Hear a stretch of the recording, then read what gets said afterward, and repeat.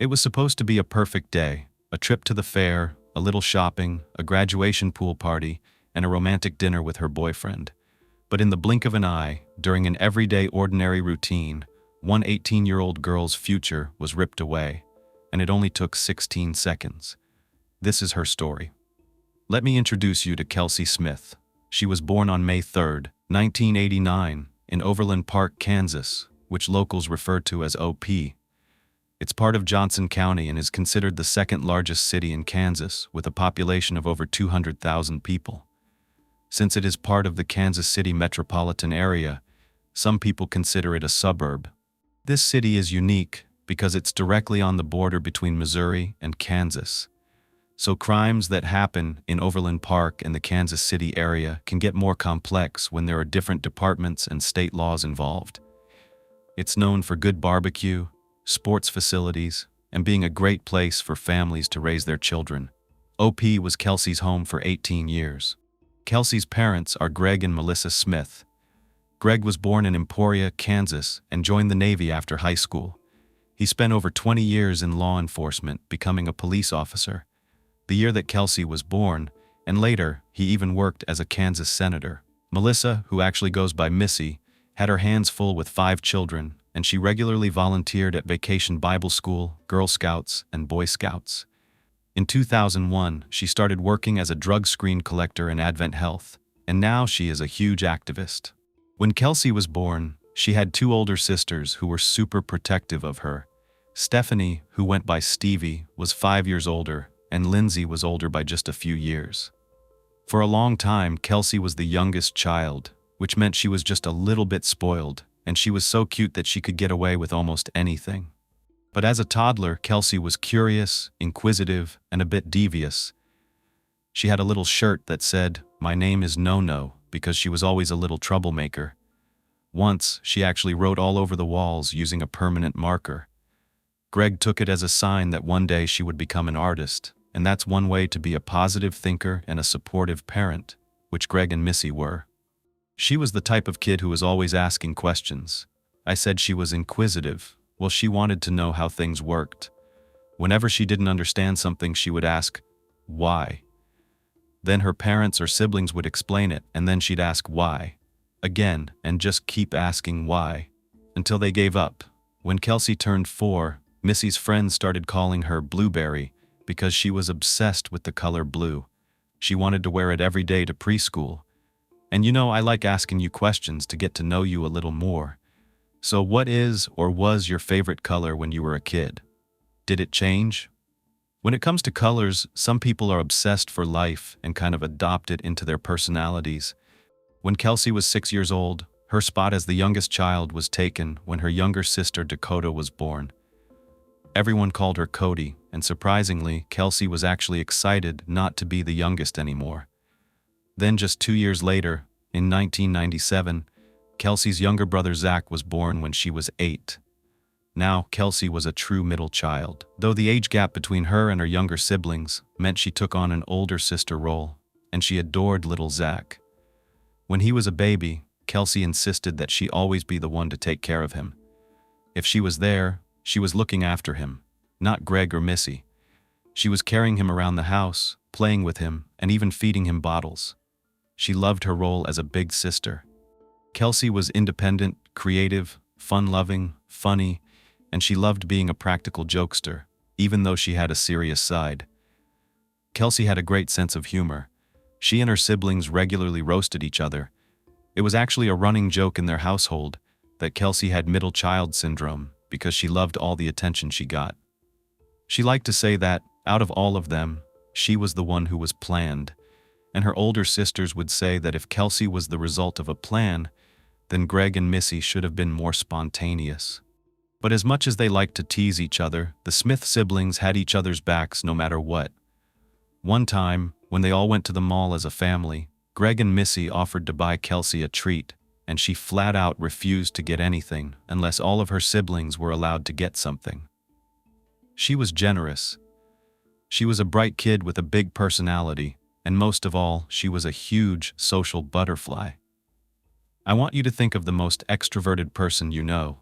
That was Kelsey. In her friend group, her brother called her loud, in-your-face, and defiant, but her sister Stevie said she was so giving. She was literally the type of person to give you the shirt off of her back, and she didn't just do everything. She was skilled at everything she did. When people say someone commands a room, Kelsey truly did. She could walk into a room full of strangers and make friends with everyone in that room. It was almost as though it was a challenge that she had to prove she could do it.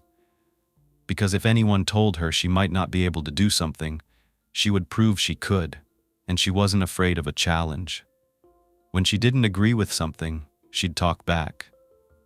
She'd happily get into debates, even with her own teachers, and her favorite catchphrase was, "You want to bet?" That's totally a 90s sitcom line, but now the cool kids just answer with the word bet when they agree with something. When Kelsey was in middle school, she decided to take band class, and that is where she met Megan, her best friend.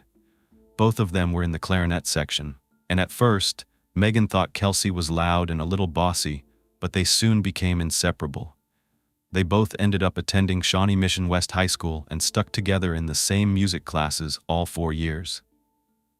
Kelsey was so spontaneous and brave, always willing to explore new things on her own. In high school, she made the most of every moment. She did art class, writer's workshop, track, choir, theater, and marching band. But out of all those things, Kelsey's biggest passion was marching band. For 4 years, she played in football game pep bands, did competitions, and worked her way up to the clarinet section until she was the leader of that section. Senior year, she invited all the clarinet players over to her house, bought a bunch of snacks, and gave out personalized gift bags to everyone. One of the people in clarinet was super introverted, and she pushed him to come out and hang out with the rest of them. Greg and Missy called him one of Kelsey's projects, but that wasn't a bad thing. Kelsey took people under her wing. She was just a natural caretaker and wanted everyone to feel included and surrounded by friends. She also loved social media and would constantly be updating her friends on what was going on in her life, mostly about her accomplishments. She was proud of making the wind ensemble or getting a solo in choir. Her dad called her text prolific because there was always a lot of them. The Smith children all got flip phones once they were in high school, and Kelsey got hers when she turned 16. She was always on it. It makes sense for someone that was so social. She loved keeping in touch with her friends and her family. Kelsey was also involved in choir at football games before she went up to the stands to join the pep band. Kelsey was part of her choir singing group, and she sung the national anthem. She was cast in school musicals because she had a beautiful singing voice and would regularly surprise her parents by conveniently not telling them that she had a solo. At one of her last high school choir concerts, she had a very big solo that she could hardly keep a secret. She was so excited, but she wanted to see the look on her parents' faces when they figured it out, so she didn't spill. She ended up surprising Greg and Missy, and the solo moved one of Missy's friends to tears. She was also super committed to band, so much so that once she had the flu on the day that she was supposed to audition. She stayed home from school all day and slept until it was time to go audition. She went in her pajamas, did what she needed to do, and then came back home and went to sleep. That's how dedicated she was. Not everyone knew this about her, but I'm sure they could have guessed if they were around her long enough. She was a very strong athlete. She started playing t-ball when she was just a kid, and her mom said she loved to play in the chalk. Kelsey was more than a triple threat. It seemed like she was good at anything she put her mind to. She liked track, but she was even more interested in long-distance running, which was actually a light hobby for her because she ran at least 2 miles a day, but would regularly go running for 8 miles at a time. I don't know how she did it. She loved to push herself and her family dog, and sometimes she would even come home in the middle of her run and drop off the dog because she complained to her dad that the dog could not keep up with her, so she had to bring it back and then go right back to running. I feel like she was actually Superwoman. She was the whole package, smart, talented, and beautiful. She had beautiful long brown hair and these gorgeous almond-shaped brown eyes, and the boys definitely took notice of not just her looks but the personality to match. When she was 17 and a senior in high school, Kelsey met her boyfriend through one of her jobs. I said one of her jobs, and before you ask how in the world did she have time for any job, I don't know. Kelsey worked at the N Hills Animal Clinic in the summers, and she also worked at AMC Movie Theater. In the fall of 2006, she fell for one of her movie theater co-workers, John Byers Smith. They started dating, and they were quickly head over heels for each other. Where Kelsey was loud, John was calm. He kind of tamed some of Kelsey's wilder side. They could barely spend a day apart. They hung out at Kelsey's house, snuggling on the couch, watching TV, and just laughing at everything. John lived a little further away, and Kelsey said he was wasting gas coming to see her, but he felt like it was worth it. When they weren't together, they were texting all the time. Their relationship got more and more serious. Eventually, they began talking about marriage, kids, religion, and death, and everyone thought they were endgame. Stevie actually remembered when she first saw John and her sister snuggling up on the couch in her parents' home. She was like, "Okay, wait a minute, who is that?" "Well, where's Dad? He wouldn't let me do that when I was younger." But as time went on, it was obvious that this was more than just a fling. Kelsey spent most of her free time with John and with her family. Her older sister Lindsay went to college at Kansas State University, which is known as K-State, and it's in Manhattan, Kansas, about a 3-hour drive away from OP. Kelsey really wanted to visit her sister, so she learned to drive and got her first car so that she could drive there. Kelsey's car was a silver 1987 Buick Regal. It had 2 doors, and it was a boxy gray vehicle, but she was obsessed with it because it was her own. She actually bought it from a member of her extended family who lived in Nebraska, and she only paid $400. She did end up having to replace the stereo twice because it got stolen. People used to do that back then. Her family had a running joke that she spent more money on blasting music than she had on paying for the car itself. She kept this car a mess, by the way. I mean, she was a teenager. I don't exactly know when she would have time to clean, but she would also let anyone in her family use it if they asked, including her uncle, her father, so on and so forth. One time, she drove 3 hours just so that she could do her sister Lindsay's hair. She loved bonding with people over hair. Kelsey was even her dad's barber. She would do his hair whenever he needed a cut, and I wondered if there was anything that Kelsey could not do.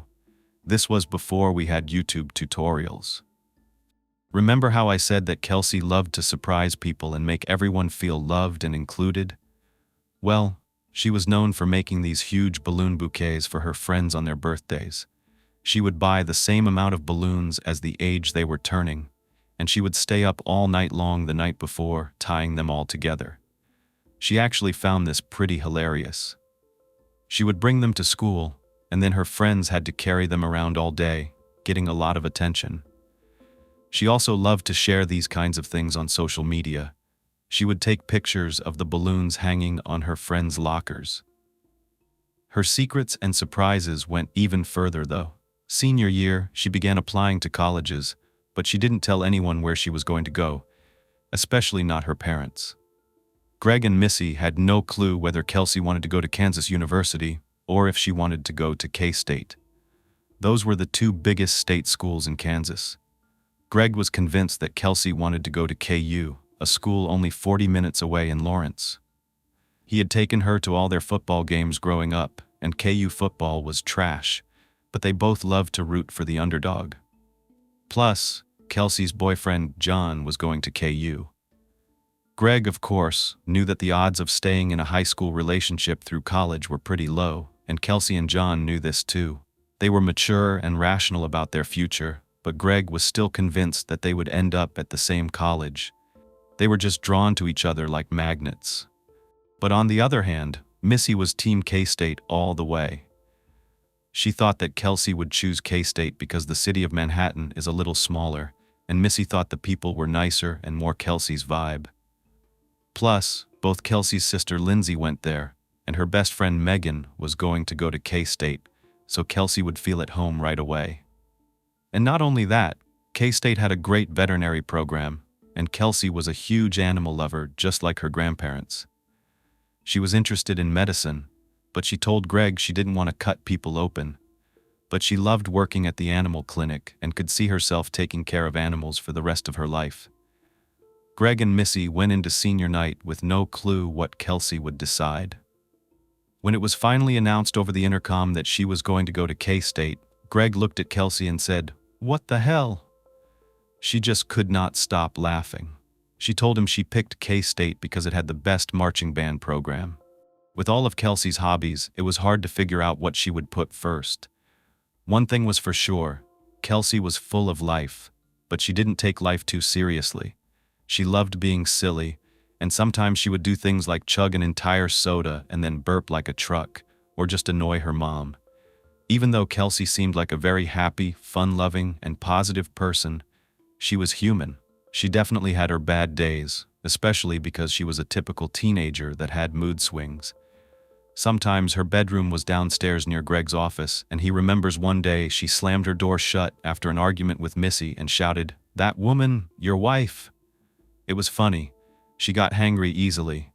She was genuinely stubborn, but everyone thought that was a good thing because Kelsey had a lot of fight in her. Greg, being a police officer, taught her a bunch of defensive moves. She knew all the important pressure points on the body, and out of the 5 kids, Kelsey was the one who was the most prepared if something bad were to ever happen. Her parents trusted that she would be okay, she would know what to do. Can you ever truly be prepared, though? This case begs that question. Kelsey went to senior prom with Megan and John. She wore this beautiful yellow dress, and her hair was curled just like Belle from Beauty and the Beast. She looked gorgeous. It was just a magical night. They rented a limo, they danced, and then a few weeks after Kelsey's 18th birthday, she graduated from high school. She walked the stage on May 24th, 2007, while her entire family and her boyfriend cheered her on. John had actually brought an air horn, and they were being so loud that the principal turned to her and said, "Is that your hooligan family?" That's a pretty big deal when you have a 400-person graduating class who invited all of their families and friends. Kelsey just laughed and said, "That's them. They sound like such a great family to be a part of." You can tell where Kelsey got her personality and her spunk. That summer, Kelsey was invited to about a dozen graduation parties. She spent the days party hopping, relaxing with her family, and working at AMC. The movie theater had actually offered her a promotion at this time, and for a while, she considered it. But this promotion came with an ultimatum. If she was going to be promoted to manager, then she needed to break up with her boyfriend since she would become his superior. She ended up declining that promotion and, of course, staying with John. Besides, she was headed to K-State in 2 months, so it wasn't really that much of a loss. After 6 months of being together, Kelsey and John were still going strong. They didn't know if college would separate them, but they were prepared for anything, even if it meant breaking up, traveling, or even transferring schools. Their 6-month anniversary was set for June 2nd, and John made dinner reservations. He told Kelsey's sister Lindsay that he actually had plans to give Kelsey a promise ring to show the commitment that he had for her. Now it was Kelsey's turn to be surprised, and John could not wait. The morning of Saturday the 2nd, Kelsey hung out with her family. Missy had gone on a trip to Des Moines, Iowa for the weekend. Her friend's son was getting married, and Missy was out of town, helping that friend set up the wedding. But Lindsay was back from college, and everyone was excited about getting out of the house and enjoying the weather. Greg took Kelsey, Lindsay, Cody, and Zach to Old Shawnee Days, a town over from them. It's the start of a summer festival with live music and a bunch of amusement park rides. They spent the afternoon going to this fair, buying carnival food, playing games, and riding the rides. Now you could have guessed this, but Kelsey was somewhat of a daredevil, a little risk-taker, within reason, of course. So, she liked heights, and her sister Lindsay did not, but Kelsey managed to talk her into riding to the top of the Ferris wheel with her. Greg watched from the gondola below them as Kelsey began rocking her and Lindsay's gondola from side to side. She looked down at Greg and said something that he wasn't able to catch, but both of them just started laughing. Lindsay was screaming for her to stop, and Greg thought it was hilarious. It was a nice time for the family to just be together before Kelsey went off to school. When they got home later in the afternoon, all the kids separated to do their own things. Kelsey went over to a friend's graduation party nearby in another town called Lenexa, about a 12-minute drive away. But she only stayed about 20 minutes or so because she had a very busy day ahead of her. Later on, Greg was making dinner, and he saw Kelsey grabbing a CD from her room before heading to her car to run some errands. Greg saw her getting ready to leave, so he asked her what her plans were for that night. Kelsey gave him the rundown. She said first she had to stop at Target to get a gift for John. He was going to meet her at their house around 7:20 and drive them to their friend's graduation party. This was a pool party that started at 7:30 p.m., and Kelsey was excited. After that, at 9:30, she and John had plans for their 6-month anniversary dinner. Kelsey was running a little bit behind before she left, so around 6:30 she texted John letting him know she was running about 10 minutes behind but would see him soon. Then she grabbed her purse, her keys, and jumped into her Buick. She put her CD in the stereo, and she was on her way to the nearest Target store. This was located on 97th Quivira Road, and this Target was about 8 minutes away from her parents' home. It was right across the street from Oak Park Mall, the largest shopping complex in all of Kansas. It has over 180 stores, and people from all surrounding cities drive over to Overland Park for the day to shop there. Target is right across the street from Nordstrom and Macy's department stores, which are attached to the mall since it's so close to the rest of the shopping district. It's usually a very busy and full parking lot. It's the perfect place to buy someone a gift or just spend time window shopping. But of course, that evening, Kelsey was on a mission. She didn't have any time to waste. She had a lot to do that night. She arrived at Target around 6:57 p.m. Man walked inside with one goal in mind, to find one of those nicer scrapbook boxes for John so that he could keep all of his important cards and pictures in one place.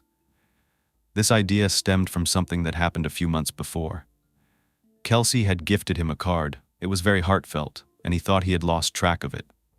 But it turned out his mom had accidentally thrown it away. They were both very upset about it. John wanted to make sure he could preserve all of their memories together, which is so sweet. He seems like an absolute gentleman. After this, Kelsey decided that this is what she wanted to gift him, especially after Kelsey's mom mentioned seeing scrapbook boxes at Target. So there she was, looking for one. When she couldn't locate them fast enough, she decided to pull out her flip phone at 7 p.m. and call her mom to ask where she could find them. Missy told her to try the picture frame aisle. On the other line, Missy was on her way home from Iowa. She told Kelsey she would be just a little late getting home because, unfortunately, she had car trouble, so her friend had to give her a ride back. But she assured Kelsey that she would definitely be home by 9 p.m. At that point, Kelsey relayed her own plans for that evening, just like she had to Greg earlier. She told her mom she would be home before 7:30 p.m., meet John at the house, and then they were going to the graduation party and dinner together. Kelsey and Missy talked for a few more minutes before Kelsey headed to the checkout line. The call lasted the duration she was in the store, 11 minutes. Missy's last words were, "Bye, baby. I'll see you when I get home. I love you." Little did she know that that would be the last time she ever spoke to her daughter. It's truly unbelievable how fast our world can be turned upside down. When 7:30 came around, the time Kelsey had told her family she would be home, Greg, Lindsay, and John, who had been waiting on her, began texting and calling Kelsey, but they got no answer. Lindsay then called their sister Stevie, asking if she had heard from Kelsey. But the thing is, Stevie and Kelsey didn't talk very often, unless it was something related to their family, so she responded to Lindsay saying, "Why would Kelsey be reaching out to me?" That's when Lindsay explained what was going on, and at that moment, Stevie got worried too. She hung up with Lindsay and started calling and texting Kelsey herself. She even started yelling at her and breaking down, crying, begging her to answer, letting Kelsey know they don't care where she was, they just needed to know she was okay. You may wonder why they were so frantic at this point, and you will figure that out in just a moment. Around 7:45 p.m., 15 minutes past the time Kelsey said she would be home, Missy got a call from her daughter, Lindsay. Lindsay said that Kelsey was running late and wasn't answering anyone's texts or calls. Worried, Missy hung up and started texting Kelsey to try to get a hold of her.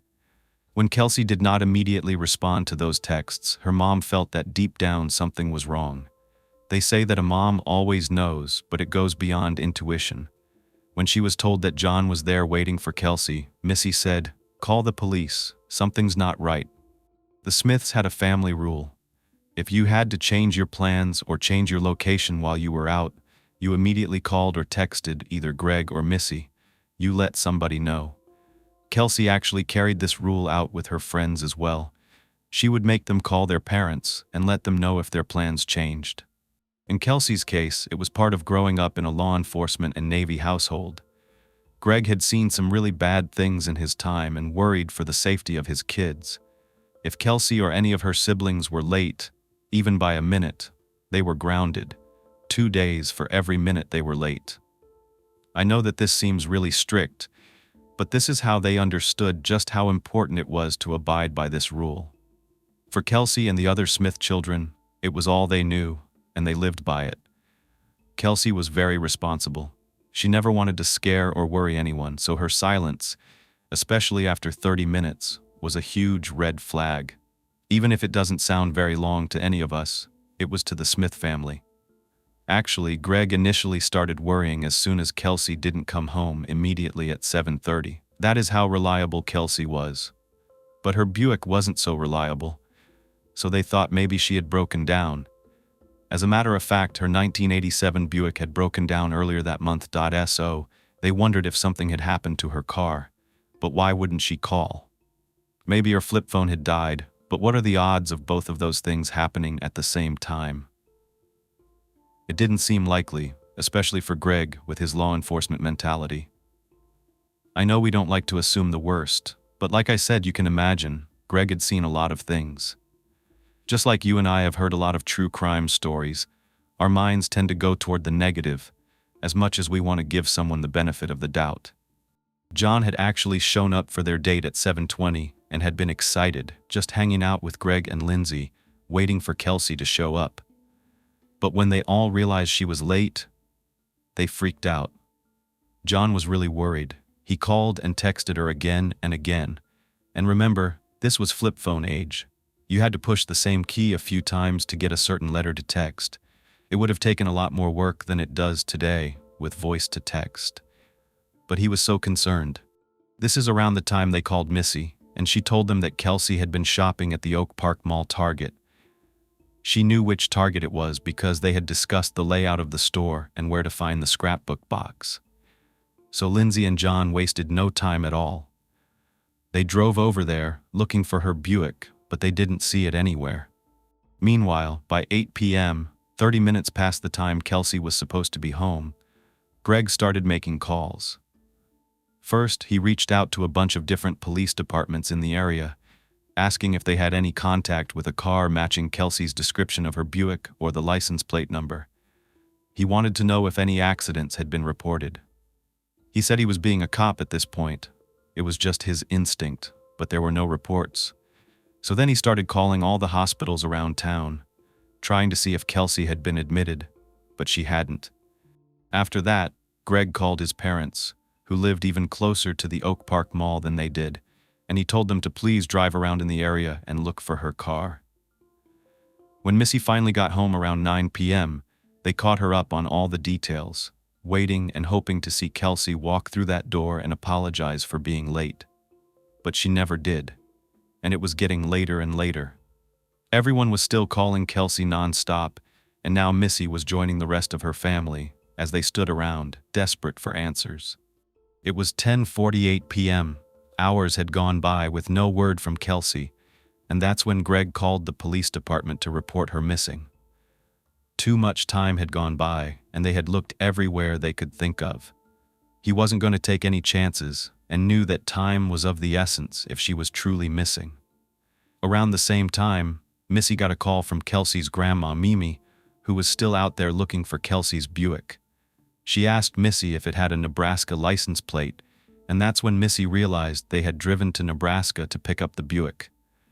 What were the odds it was someone else's car? It had to be hers. So she said yes, it did.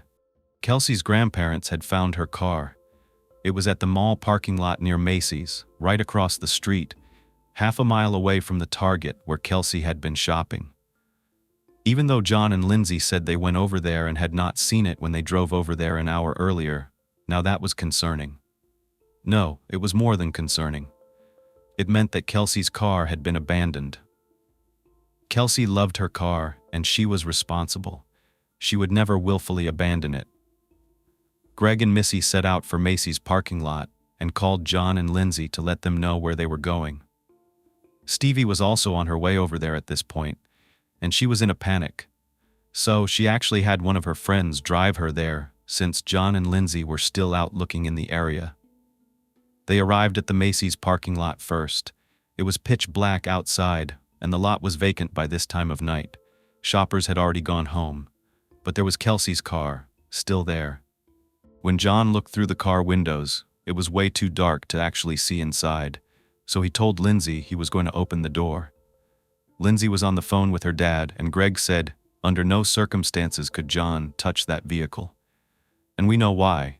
If this was some kind of crime, he could inadvertently destroy evidence. By 10:54 p.m., Greg was calling back the police department and letting them know that they had found his daughter's car. At this point, the case was an open investigation. When Greg and Missy showed up, they hoped that there would be some sign of where Kelsey was. But their hopes were dashed. The car wasn't even parked in a parking spot, which was another clue. Not only was it further from the Target parking area, but it appeared that it had been abandoned in a hurry. It wasn't as if it was parked there in a hurry, because Kelsey was more responsible than to park that way. She would have parked near Target so that she could run in and out. It just didn't make sense. I mean, could there be a possibility that the lot was too full and she had to park on the other side? I don't think so, and they didn't either. Again, it didn't seem like a likely scenario at this point. They were so worried that something happened to Kelsey that they started to check in this area behind bushes and even in dumpsters. You may wonder what they're looking for, and I know it sounds crazy that they'd be in this mindset so soon, but let's face it, they were looking for her body. Greg knew in his heart that this was an abduction. He had seen so many missing persons cases, he just never thought it was going to hit so close to home. You know how dedicated he was to teaching his kids how to protect themselves, be vigilant, and be aware of their surroundings. So how is it that this happened to his bright, strong, responsible daughter? There were so many questions going through their minds. Where was she? Was she still alive? Were they too late? It's just unimaginable how someone would feel in this situation. They called her again, but now it just went straight to voicemail, and that is never a good sign. John's uncle actually worked for Sprint, the phone carrier, so he had some extra knowledge of how cell phones worked. His uncle told him that cell phone companies could figure out someone's location based on the way phone calls and texts came through in relation to where the cell towers were. They now had this technology to measure where the phone was in proximity to the nearest tower. This was way back in 2007, when Find My iPhone was 3 years from being introduced in its first iteration, which wasn't nearly as precise as it is today. And in 2007, the Global Positioning System, what we now know as GPS, finally went mainstream, but it wasn't in all cell phones yet. However, there were certain phone companies that did have the technology to conduct mobile phone tracking. They could calculate the general area of a phone by measuring the time it takes for a signal to travel back and forth. This technology is called cell tower triangulation, and it combines location data from at least 3 cell phone towers. When a phone communicates with a cell tower, it creates a record known as a ping. But this was not a common word at the time, even though most of us know what it is today. In order for a cell phone to work, they have to be in contact with a cell tower. The signals that emit are pings. Our phones, even back then, don't just ping when they're being used, but also if they're being called, because the signal is being sent out from the person's phone to the phone in question. It wasn't completely unheard of for the police to locate someone by pinging their cell phone. All this is to say that even back then, although it was more rare, some people were aware that pinging a phone could provide a location, and one of those people was Kelsey's boyfriend. His uncle had given him this golden piece of knowledge, which at the time he probably had no idea he would be attempting to use to find his missing girlfriend. As a matter of fact, pinging cell phones was quite controversial back then because it was seen as an invasion of someone's privacy. But all this being said, with what John knew, he simply asked Greg and Missy if they had tried pinging Kelsey's phone. I'm sure with Greg being a cop, he knew what it meant. Kelsey didn't have Sprint, where John's uncle worked, and Sprint was also the carrier that the student in Buffalo had. But Kelsey had Verizon. Still, it was worth a try. So Missy was the first person to call Verizon that night, asking if they could ping Kelsey's phone. She told them her daughter was missing and that she was Kelsey's mom, and she urgently needed them to ping Kelsey's phone. Well, they may not have been apprised of this newer technology, but this poor customer service representative had no idea what she meant by a ping. They explained it was not possible to ping a phone, and that Missy should just go online if she wanted a record of Kelsey's phone activity, down to the time she received her last call. Well, sure, the time mattered somewhat, but what this representative did not seem to understand is that they were looking for Kelsey's last known location, not a call log. Still not understanding Missy's objective and just doing their job, this representative, very robotically as they were trained to do, actually had the audacity to attempt to convince Missy to upgrade her Verizon plan so that she could have easier access to online information and more features. Yeah, this was back when you had to pay for the minutes you used on your phone. And the concept of unlimited minutes wasn't really a thing yet. You could get an unlimited texting plan, but you had to pay for calls. Back then, you got 6,000 minutes for $239.99. Missy was definitely not interested in upgrading at a time like this. She's like, "Did you hear me? I said that my daughter is missing."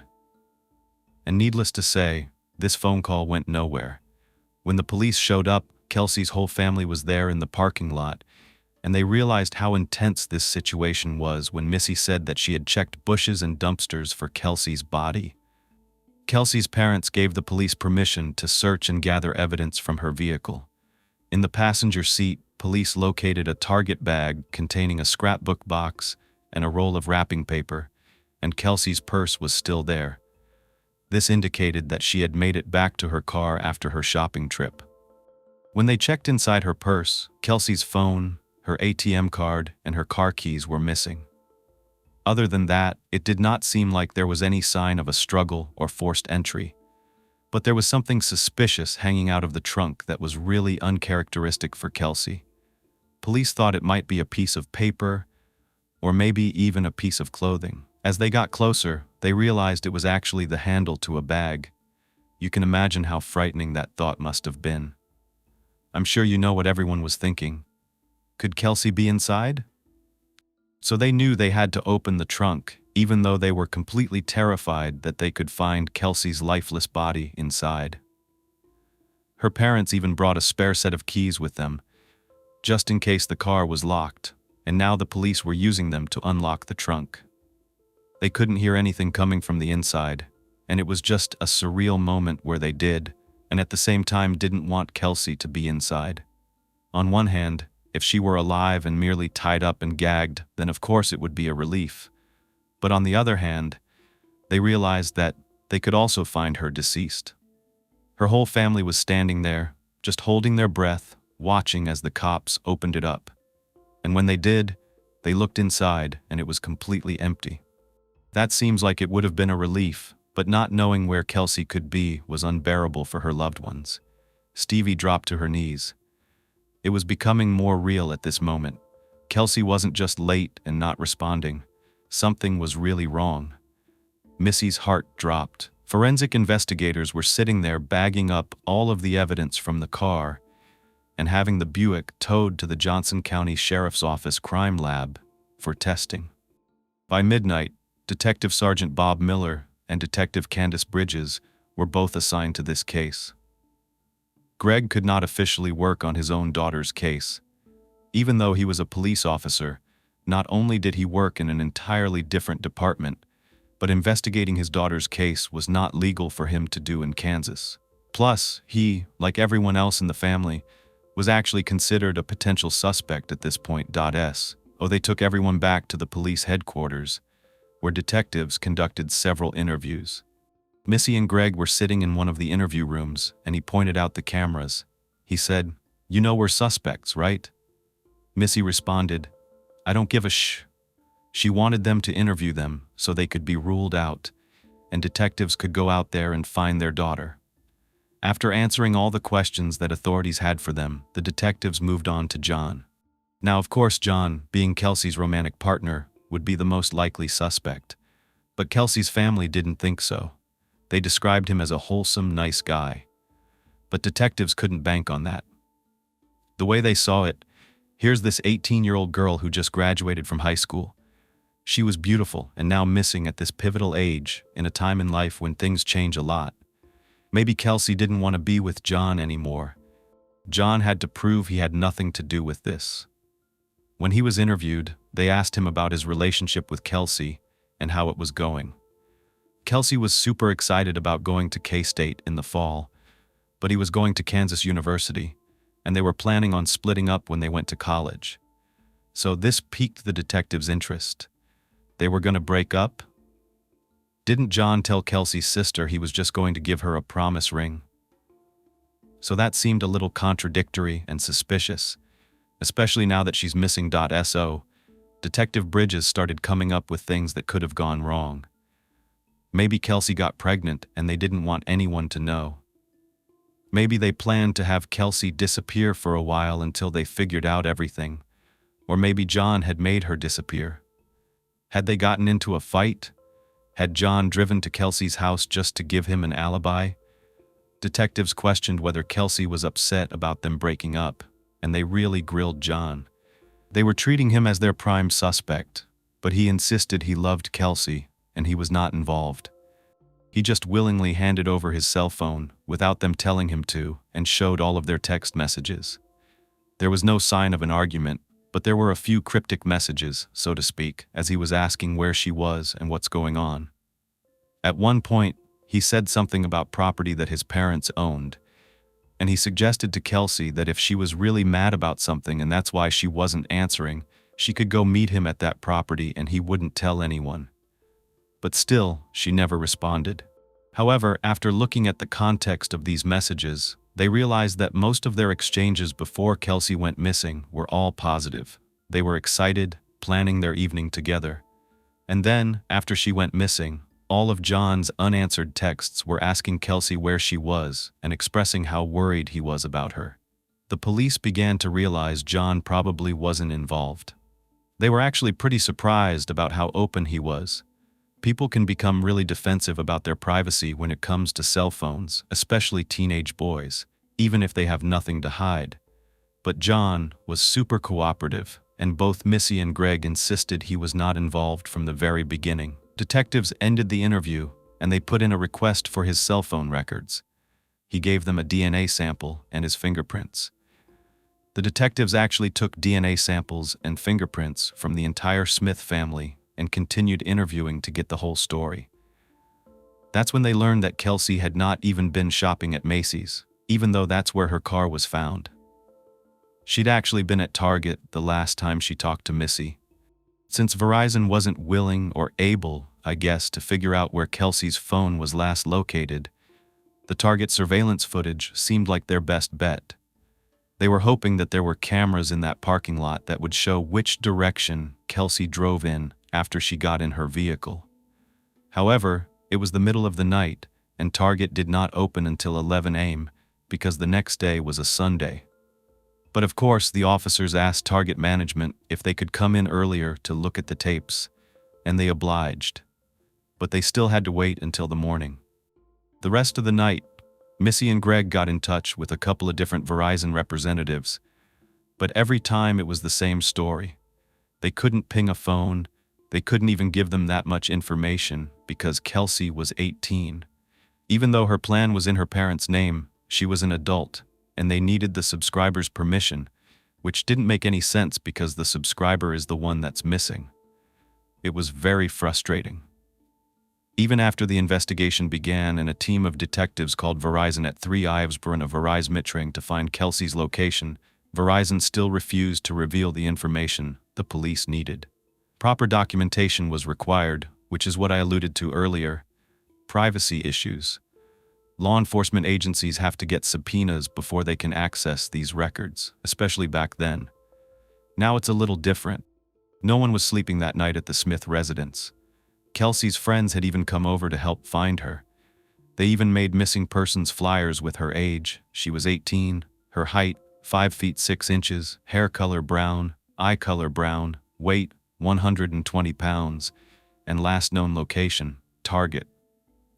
Then, everyone gathered around to listen to Greg explain how police conduct searches. He actually took out a map and began showing them where to start looking.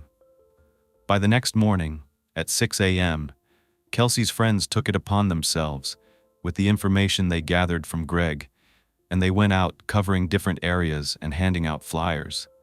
Greg was already on the phone with radio and TV stations trying to get the word out. At the same time that Sunday morning, at 3 a.m., detectives showed up at Target, and they watched as much surveillance footage as they could from the day before, on Saturday the 2nd, when Kelsey would have been there.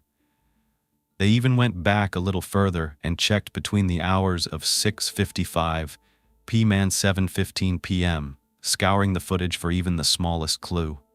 On that small screen in Target's security department, they finally spotted Kelsey.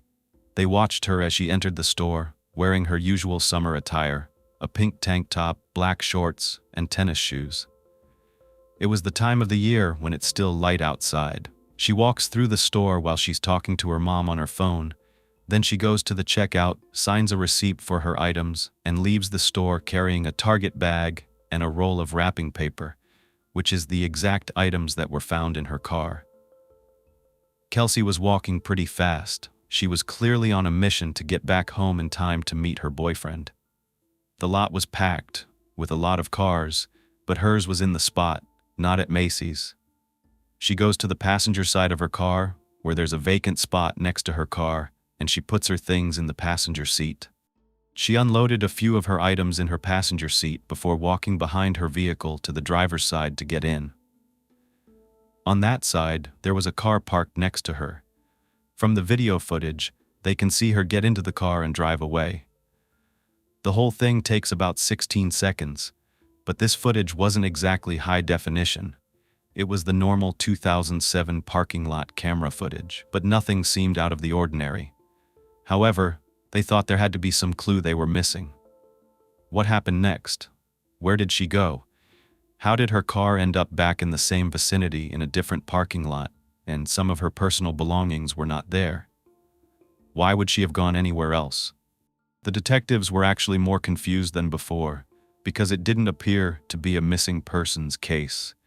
It looked like a girl who left the parking lot on her own free will.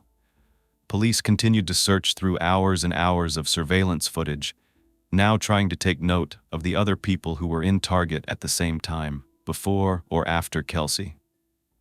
On June 4th, to go one step further, the detectives relied on the effort of the Smith family that they were putting towards getting Kelsey's story out there to the media. Everyone in her family had a role. Greg and Missy were dealing with nationwide news, Stevie dealt with the local news stations, and Lindsay was in charge of all the volunteers.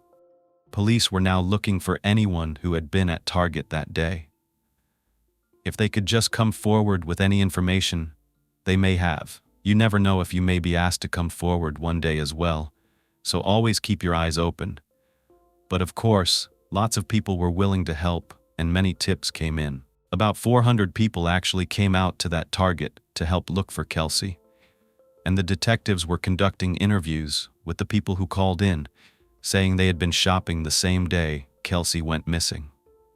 But no one knew what they were going to be asked about seeing that day until they were officially interviewed. And ultimately, not a single person saw anything they could remember that was out of the ordinary while they were shopping that day. No one noticed anyone doing anything creepy or suspicious, and even the salesperson who was working the register, when Kelsey checked out that evening, couldn't remember seeing anything or anyone that looked unusual. It's hard to actually look back on these moments that you don't know are going to be significant until later. There had even been a police officer at the far end of that parking lot. His name was Officer Andy Black. He reported that he didn't see anything strange, but he was also too far away from where Kelsey's car was, or even the Target store to stop anything in time if he had seen something. To everyone who viewed that footage of Kelsey, it looked like she got into her car and drove away. Their only hope was to possibly narrow down any witnesses or people of interest at Target. So they went back to the footage and looked for people who either entered the store after Kelsey walked in, who could have seen her or seen anyone following her, or anyone who left a little bit before she did, who could have waited for her to pass them and maybe followed her to her car or exited right behind her and saw anything. They were still hoping someone noticed something that they didn't in the footage. Police did notice one guy who entered the store after Kelsey did, and he happened to leave a little bit before she did. He was a younger-looking guy in his mid-20s with closely cropped dark hair and a goatee. He was wearing a dark-colored pair of shorts, a white t-shirt, and black Converse sneakers, and he looked like he might have had a gold necklace on. But he didn't look strange or creepy. However, they did categorize him as a person of interest. The interest they had in him was whether he might have witnessed Kelsey's kidnapping or if he followed her around the store. Because this man was there at the same time, maybe he saw something. They put out a call for anyone who knew who this guy was or if he were the guy, so they could interview him and get more information. So, not all the time do people come forward on their own. Sometimes they have to wait to be notified that something like this has happened. So now authorities wait. And meanwhile, Detective Miller and Bridges showed the Target footage to Kelsey's family to see if they recognized any people shopping that day. But they didn't recognize anyone, including the younger guy who was there at the same time that Kelsey was. In an effort to be thorough, the officers went over to Macy's to request footage from their parking lot. Unfortunately, the Macy's footage was even worse. They didn't have night vision cameras, and the parking lot was really badly lit, but it was all they had to pinpoint when Kelsey's Buick got back into that parking spot. So they did their very best and combed through it, minute by minute, diligently. Finally, they spotted something. Around 2 hours after Kelsey went missing, her Buick is seen pulling into that dim parking spot. Someone parks the car and gets out. This is where it gets creepy. This person has some kind of swagger. There's a distinct way that they move their body, and it doesn't look like Kelsey's walk at all. They believe it appeared to be a man, and it looked like he was wearing a light-colored shirt. Detective Bridges had this really bad feeling that Kelsey was not only missing, but that she was in grave danger, or even dead at this point. Everything they had, though limited, added up to Kelsey being taken somehow by someone. They took all of her belongings and then returned her car to this lot to discard it, possibly hoping to throw off the police, maybe making it look like Kelsey had intentionally left. But they probably didn't account for CCTV footage, or they were just willing to take the chance. Now, the detectives knew the person who drove Kelsey's car was wearing a light-colored shirt. Even though that's not much, they went back to the Target footage. This time, they were in the Overland Park Police headquarters in their command center. The chief of police, John Douglas, had bought this huge 15 by 2 foot screen for another case he was working on. So they loaded the video of Kelsey's case up on the screen. Now they weren't viewing it on the small TV screen in Target's security department. Instead, the video from Target was blown up on this projector, and they had the ability to manipulate the footage, to slow it down or speed it up. Police tried to find any clue of Kelsey's kidnapping. That 16 seconds was vital. They watched it again and again, especially the part where Kelsey loaded her items into the passenger seat and then walked around the car. They watched it, and then all of a sudden, that's when they saw something. Just a flash. Do you see it? It's right here. You really have to look closely. Someone runs up from out of the frame, comes up behind Kelsey, between her car and the one parked right next to her on the driver's side. It's someone wearing a white shirt and dark shorts with a flash of their legs moving quickly. The person comes right behind Kelsey and shoves her into the car. Then they get inside, and somehow they must have taken control of the vehicle. They peel out of the parking spot, and in just a couple of seconds, she's gone. 16 seconds. That's all it took, and less than that, really. It was just a couple of seconds that resulted in a simple flash on that screen to overpower Kelsey, a girl who was prepared for something like this, trained to be alert, daughter of a cop. It can happen to anyone. Watching all this, the investigators' hearts sank. They held their breath, realizing what they had just seen. They knew this wasn't good. Chief Douglas said that after watching that video closely, he noticed some sort of activity at the back of the car, and then the car leaves. You see two individuals come together, and there's no separation of those two individuals. Those were his words. In the next 2 days, police watched this footage again and again. They analyzed every single second. Now they had to see if they could match the very little detail they had on this suspect to anyone who had been in or around Target. That's when they realized they still hadn't heard from that guy, the person of interest I mentioned earlier. So they compared the footage of Kelsey being pushed into the car and what that person seemed to be wearing to the footage of the younger guy walking around Target. They looked at what he was wearing, also what he was doing, and when he left. They compared that to the footage of the person parking Kelsey's car in the Macy's parking lot. They tried to figure out if this was all the same person. But let's face it, a white shirt and shorts is pretty generic. Without being able to make out someone's features, there was just no solid evidence connecting all of these videos. So, they had to go beyond the basics. Investigators sent surveillance tapes to a forensic lab to be enhanced. They hoped that by zooming in and removing some pixelation, they could help identify the perpetrator. That same day, June 4th, police also released all the footage to the public. Officer Andy Black, the officer who had been in the parking lot that day, actually felt guilty for being at the Oak Park Mall and not being able to do anything. So he volunteered his time working the tip line. Hundreds of tips were coming in. There were so many that the tip line actually crashed. Police amassed a list of names and spent hours getting pictures of each of these people's driver's licenses to compare to their footage. If a guy even slightly looked like the person leaving Target, they would go to the top of the list. By June 5th, they were still going through the video frame by frame. They were hoping to get a clear screenshot, and this was the best they could get. But honestly, it's not bad.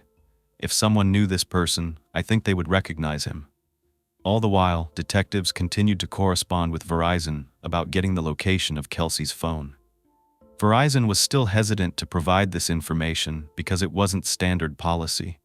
But you'd think with the police and investigators asking for it, the company would be more than willing to hand it over. But apparently, more red tape. They just weren't budging. So alternatively, the investigators requested Kelsey's phone records.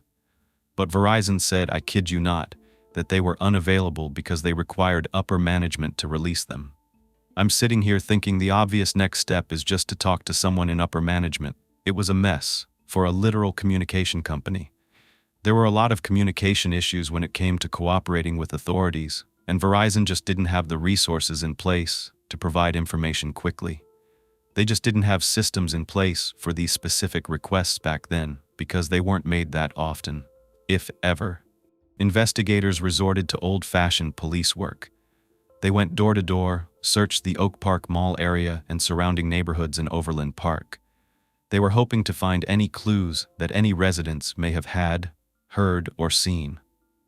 Greg and Missy had also mobilized a group of people to search for Kelsey in the 5 miles surrounding the place of Kelsey's disappearance. Over 500 volunteers passed out flyers and put signs on cars. These search parties went door to door, and each group consisted of 2 men and 1 woman for safety reasons. Police thought that the person of interest in their video might even be living in an apartment near the Oak Park Mall, someone who could have had easy access to this area. If they happened to find him, they could take him in for questioning and discover what he had seen that night, and if he was the kidnapper. Over the next 4 days, So many people were involved in trying to find Kelsey that this group became known as Kelsey's Army. Everyone was running on energy drinks and zero sleep, and Greg and Missy started a website called findkel.com. They raised $30,000 for a reward. They never stopped trying to contact Verizon either, and they called Kelsey's phone again and again until it finally died. Because of all their efforts, Kelsey's case got a lot of attention, national attention. It was all over Fox News, CNN, and MSNBC. Everyone in the area was pretty freaked out. This was an 18-year-old girl who went missing just because she was shopping right close to her home. It's such an innocent activity, and people were left thinking this could happen to any of them. Let me tell you what the crime lab found in Kelsey's car. They lifted fingerprints as well as they could, but it was hard because a car is such a small space. They knew that traditional fingerprint dust would go everywhere and could possibly contaminate DNA evidence. So the investigators chose to do what they call a superglue fuming. The fancy name is cyan acrylate fuming. I'm probably not saying that right, like I said, but it basically helps detect latent fingerprints on non-porous surfaces like glass, metal, and plastic. When the superglue is hot enough, it actually becomes a vapor. The vapor is attracted to the sweat and oils that are excreted from our fingertips. When it comes in contact, the vapor becomes a crystallized material, leaving behind a white residue that reveals the fingerprints. And now they can be lifted and analyzed. With this method, they found a single fingerprint on the metal clip of the driver's side seatbelt. Unbelievable. While Missy and Greg tried to stay strong for their daughter, these people were hurting.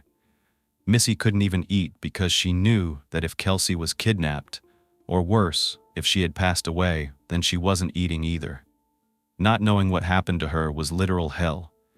Greg was slowly losing hope. He didn't think that his daughter was still alive. He knew that 48 hours after an abduction, the odds of someone coming back alive were much lower. But still, he continued to tell the newspapers that anyone who may have taken her was probably going to have a hard time keeping her subdued because she was strong, and she would stick up for herself no matter what. On the forensic side of things, police obtained fingerprints of everyone who had driven Kelsey's car in the last 10 days. They already had Greg's and John's DNA and fingerprints, and they also got prints from Kelsey's friends and her uncle, who she had let borrow her car for a few days. All of the tests came back negative. The fingerprint found on that seatbelt buckle did not belong to anyone in Kelsey's close circle, and that was a big clue. They had to keep going. They had to find that suspect so they could compare his print to this one. The police also determined that Kelsey's disappearance was not consistent with a robbery. When they looked at the records of her ATM card, which we know had been missing, it had not been used at all. Whoever took her didn't seem to be after her money. As police continued to look at the target footage, they zeroed in even more on the guy in the white shirt. They watched his every move as he walked around that store, and this is when he quickly moved up to the top of their list as their #1 suspect. First of all, he had a similar walk to the guy in the Macy's video. But that's not all. As they looked closely, they noticed he was looking in Kelsey's direction at her the entire time he was in that store. He didn't even look like he was shopping. He looked like he was on the hunt. It looked like this man was following Kelsey, but keeping enough distance that she wouldn't be able to notice him. But remember, she was also on the phone with her mom. Distraction, as I warned, is one of the things perpetrators look for. Someone who isn't paying much attention, someone who won't notice they're being watched, being followed, and being targeted. This man, he never tried to approach Kelsey or talk to her at all, but he definitely was targeting her. He remained incognito on purpose. Just like Kelsey, he was on a mission, but his was of the sinister kind. Detective Miller described his behavior as hunting prey. As they watched his movement, he would snap his head around whenever Kelsey turned a corner. And with poor Kelsey on the phone with her mom and searching for the perfect gift for her boyfriend, she had other things on her mind. She was completely oblivious to the grave danger she was in while she did such an innocent task. Monsters walk among us. By June 5th, police were trying to figure out which car belonged to the guy in the white shirt. That's when they landed on something promising in this video of the Target parking lot. A dark, late 1970s model Chevy pickup truck pulled up around 6:54 p.m. It parked in the general vicinity of Kelsey's Buick, just a few minutes after she got there. And that's where it stayed. The truck sat there for 2 hours. Then just minutes after Kelsey's Buick was discovered in the Macy's parking lot, only about half a mile away, the truck leaves the Target lot. That's not a coincidence, it's a connection. It seemed obvious the guy had shown up at Target after Kelsey did. He saw her, he targeted her, he followed her out of the store, then he attacked her and pushed her into her own car. They don't know what happened after that, but it couldn't have been good because later that night, the man came back, abandoned her Buick at Macy's, and walked to Target to pick up his own truck and drive away. But for all the tips they had received, they still were not sure who this guy was, and Chief Douglas sent the police all over the Overland Park area. They were looking for a Chevy that looked like the one in the video, but they didn't find any that looked similar. The morning of June 6th, the Chevy pickup video was aired on the news along with another request for tips. Once again, Officer Black had dozens of phone calls come into the tip line and a lot of leads to follow up on. A woman and her husband actually called in. They said they knew someone by the name of Jack who fit the description of the man in the white shirt. He was actually their neighbor. He lived out in Olathe, Kansas, about a 20-minute drive away from that Target store. The woman gave Officer Black this man's address, and Sergeant Bob Miller went out there to ask this guy a few questions. Within the same hour that Officer Black got this lead, the Overland Park PD had convinced the FBI to get in touch with Verizon. Finally, some more authority. It had been almost 4 days since Kelsey disappeared when the FBI agent called and asked Verizon for location data on her device. Verizon finally agreed, and they sent out an engineer to determine Kelsey's location. It turns out Verizon's process of finding a location was not called pinging, which was how it led to the confusion. It was simply called locating. As I briefly mentioned, the method for finding a phone without GPS is called triangulation, and they use what's called CSLI, which stands for Cell Site Location Information. The technician looked at all the texts and calls that were received on Kelsey's phone, and they calculated how close it was in relation to the 3 different towers by measuring the distance. Verizon narrowed down a small piece of land where the phone had approximately been located last. This was actually a different technique than the one John's uncle talked about at Sprint, and most of the Verizon customer service representatives did not know anything about this process and how it worked. It was beyond their training and expertise, and they didn't even have a standard procedure set in place back then to follow for emergencies like this. It wasn't legally mandatory for Verizon to give out a person's location, so technically they did nothing wrong, but it did take much longer to get this information than it does today. But around 1 p.m. on June 6th, Verizon did their mathematical magic, and they were able to locate a 900-acre location where Kelsey's flip phone could be.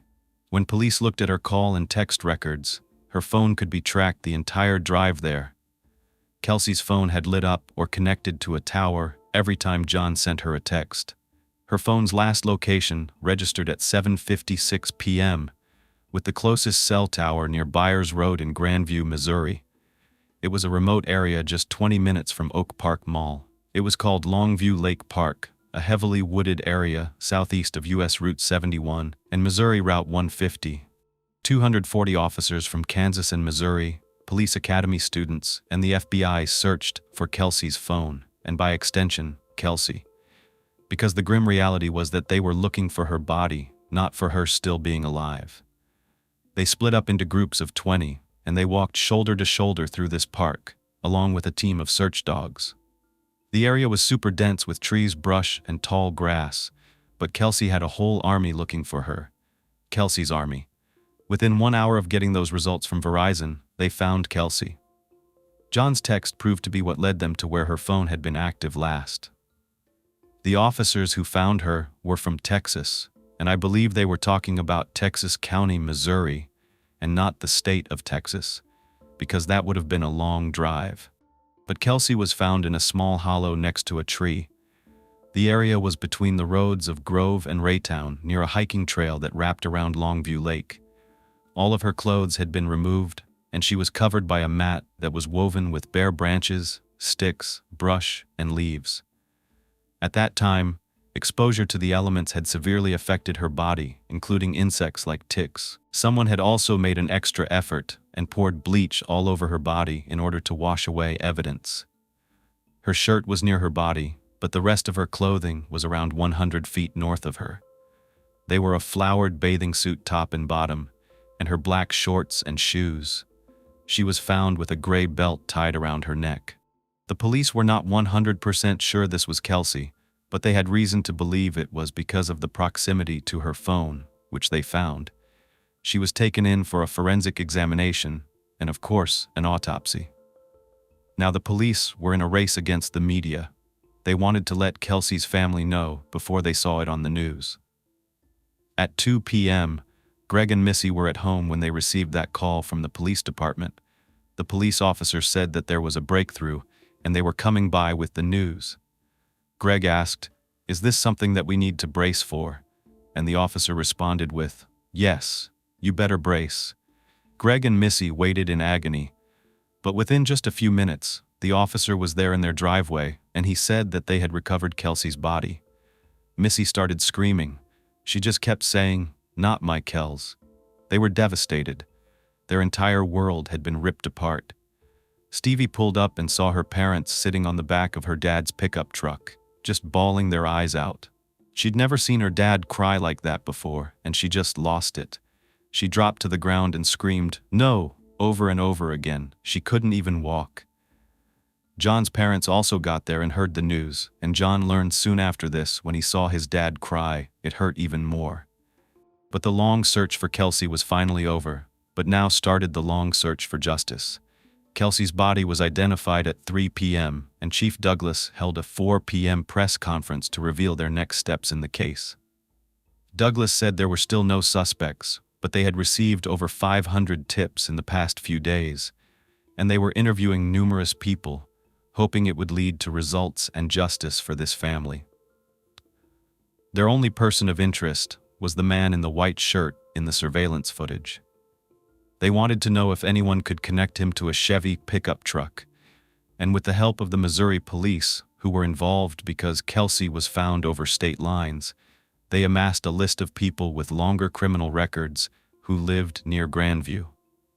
Someone called with a tip about someone who lived 2 miles from where her body had been hidden, and he was labeled a person of interest.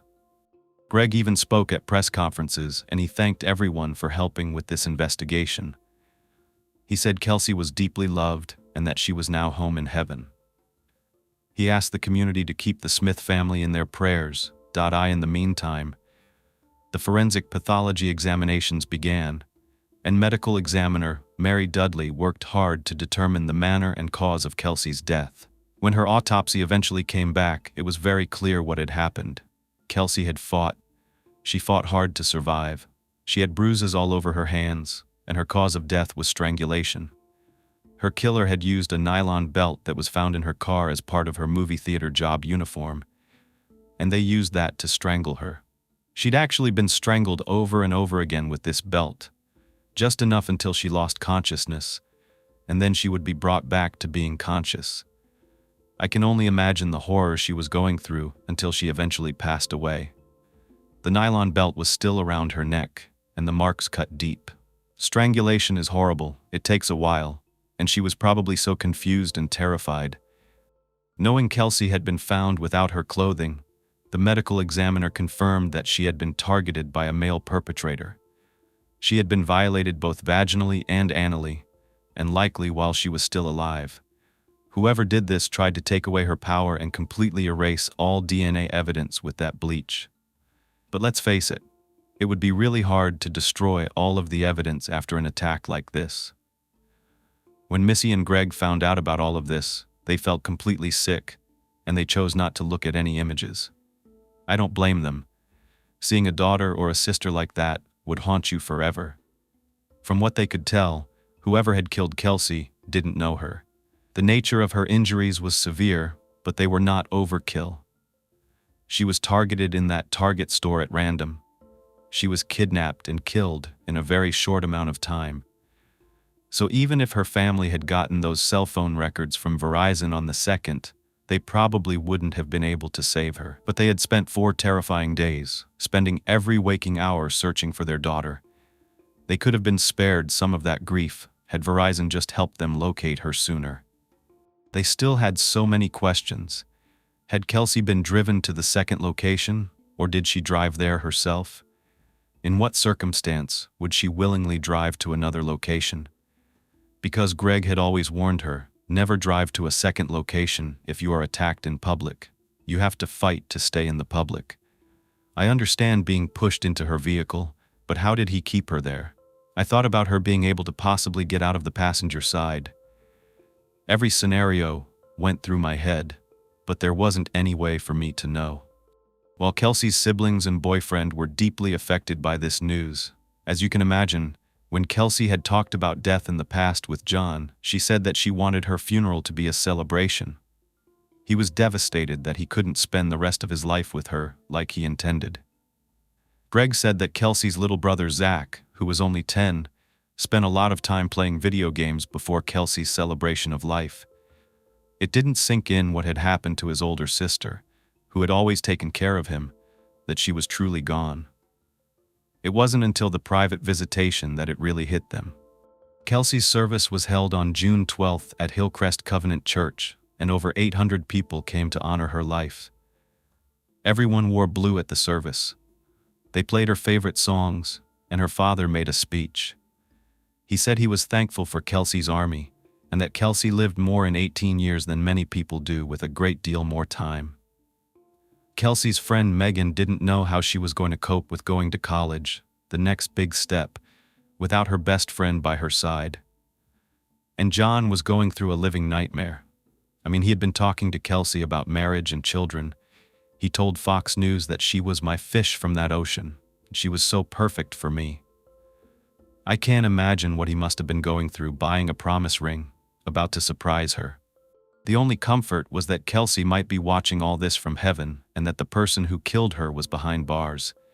And I know you're probably thinking, wait a minute, behind bars? Who? Well, I want to take you back to June 6th, before Kelsey's body was found. On that Wednesday morning, 30-year-old Cameron Migas and his wife Debbie were watching the news. They had spent the last few days laughing about how their next-door neighbor Jack looked similar to the guy in the Target footage, but they thought the guy was harmless. Cameron had actually hung out with him on Monday with his son, since their kids were similar in age. Cameron's was 3 and Jack's was 4, and they liked to play together.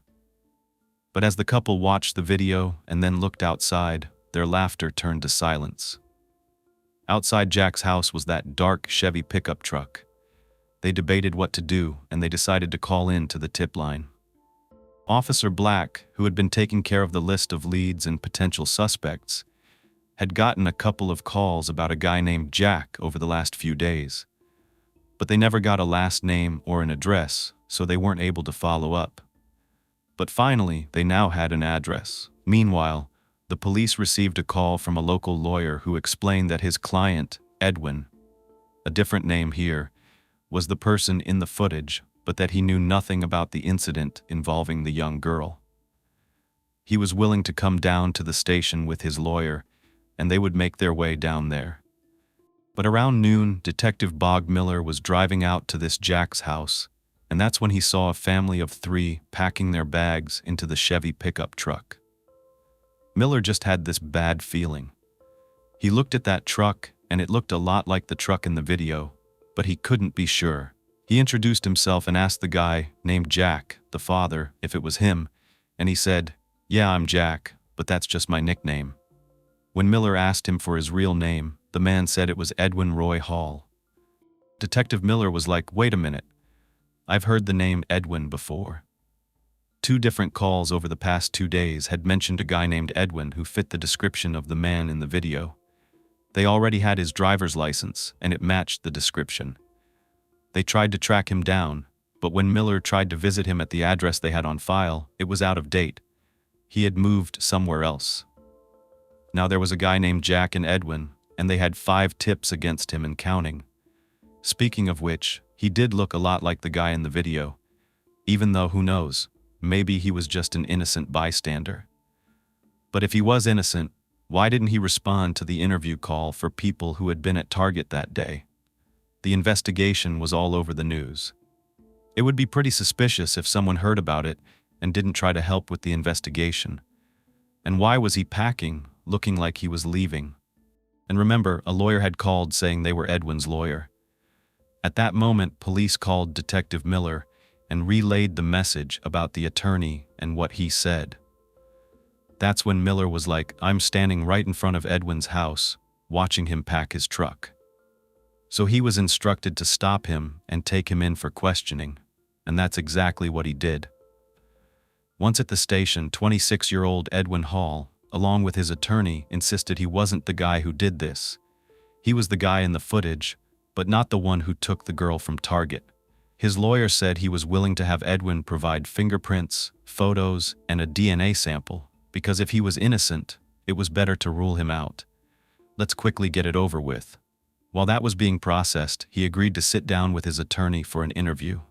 During the first 2 hours, it was all about establishing whether he was the man in the footage, and if that Chevy truck was his truck. He acknowledged he had been at the mall that day, so they pressed him about why he said he was shopping for his wife, and that he was the one on the Target surveillance footage, the one leaving the store right before Kelsey.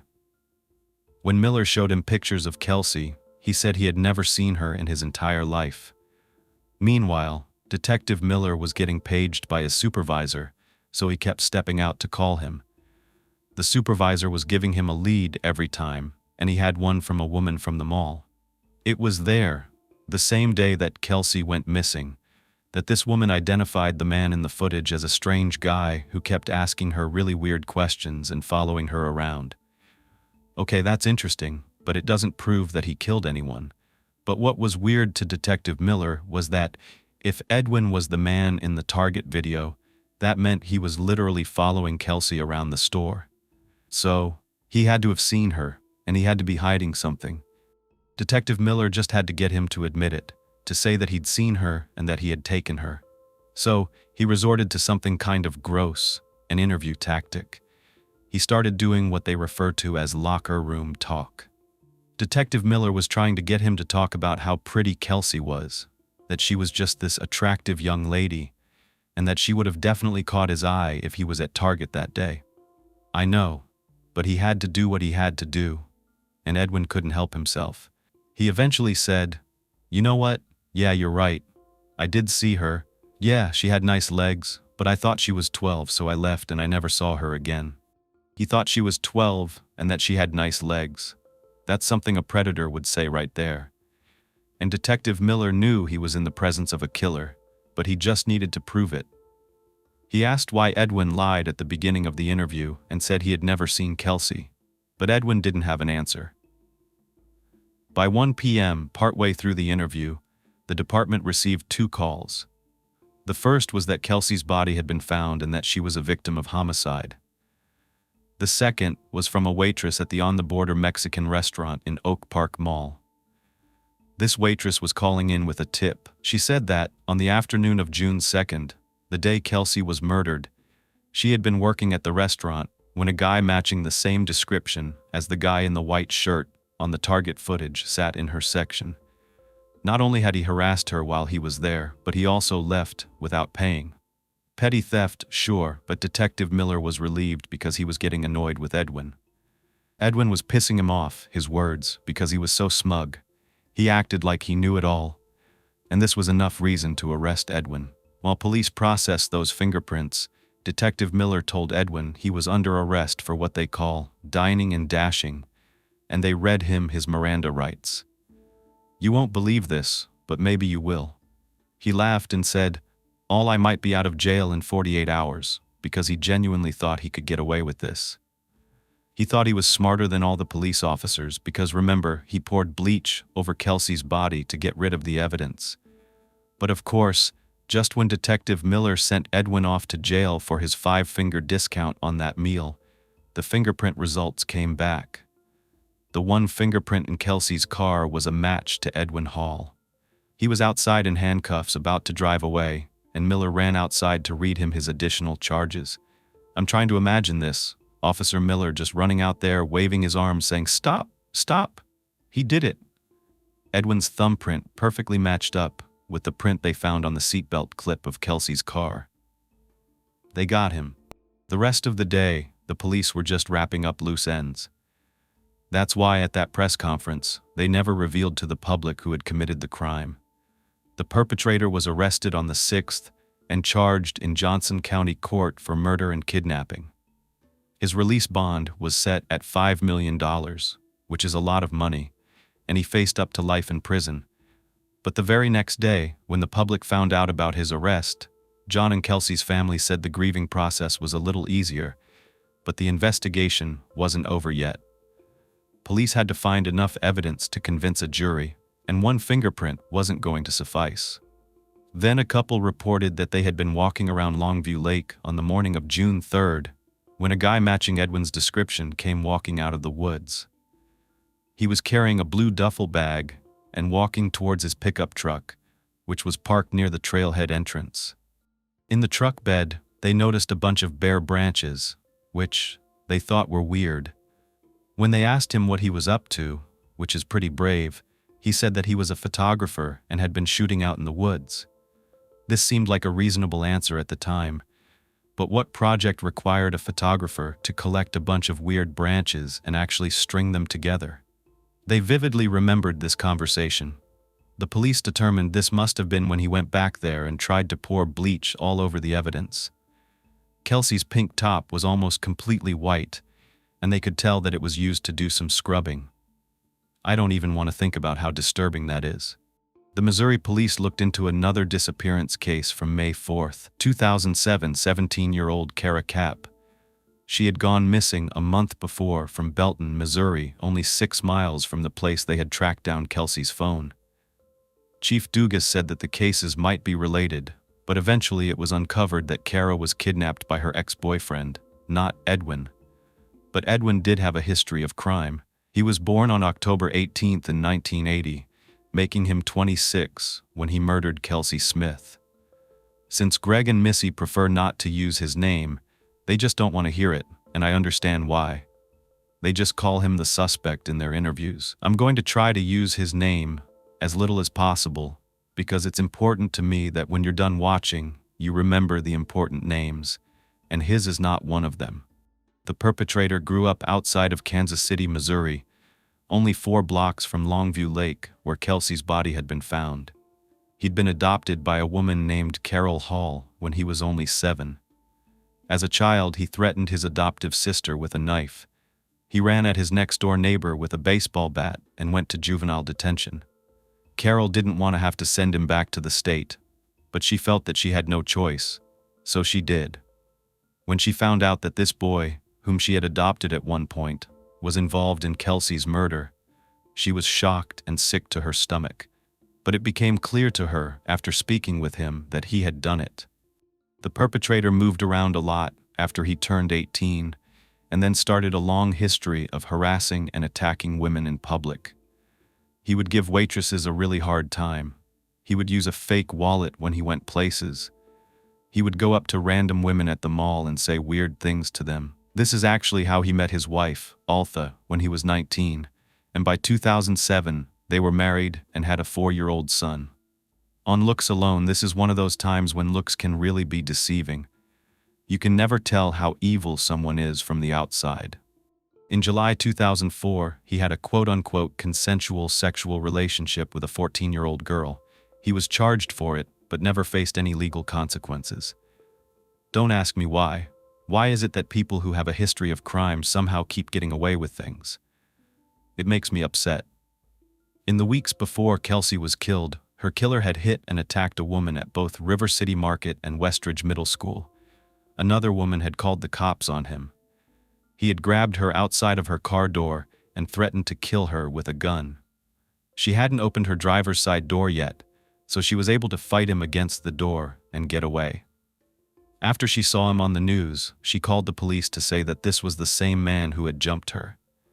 So, he had spent months premeditating this murder because each time his violence kept escalating. But because he was a stranger to all of these women, police didn't know how to find him. There were also other indications of violence and little innocuous things that he did on his social media account. It was 2007. MySpace was the rage. His MySpace was under the name Jack and linked back to his wife's. In the bio, it said his favorite activities included eating small children and harming small animals. I don't see how that's funny, it's just going a little too far if you ask me. He also had Celtic signs in his basement, and supposedly he named his son a name that meant, "from the fiery pits of hell." Police got a warrant to search his home, and they did think he was part of some kind of satanic cult. This also explained that woven mat of sticks that covered Kelsey's body. They were woven in a shape that looked similar to a pentagram, and it was speculated that her murder was some kind of sacrifice. Was he the suspect of a depraved mind, or was this a calculated killer? Did it matter? The police also got a search warrant for his truck. Around June 8th, they were able to look through all the stuff he had packed into the bed of that truck. When they opened it up, there was a set of clothes in there, a white shirt, black shorts, and a pair of shoes. When they sent them in for DNA testing, guess what?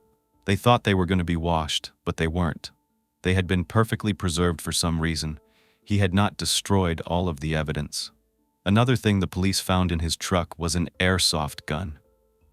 Now, this gun looked like an actual firearm, but it doesn't do damage, not like a real gun. They took the gun in for testing, and now it started to make sense to me at this point because, remember, we couldn't figure out how he was able to control Kelsey.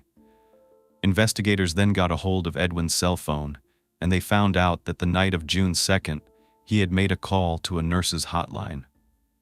Listen to this. When they requested the medical records, it turned out that he had asked a nurse over the phone how to remove a tick from his body.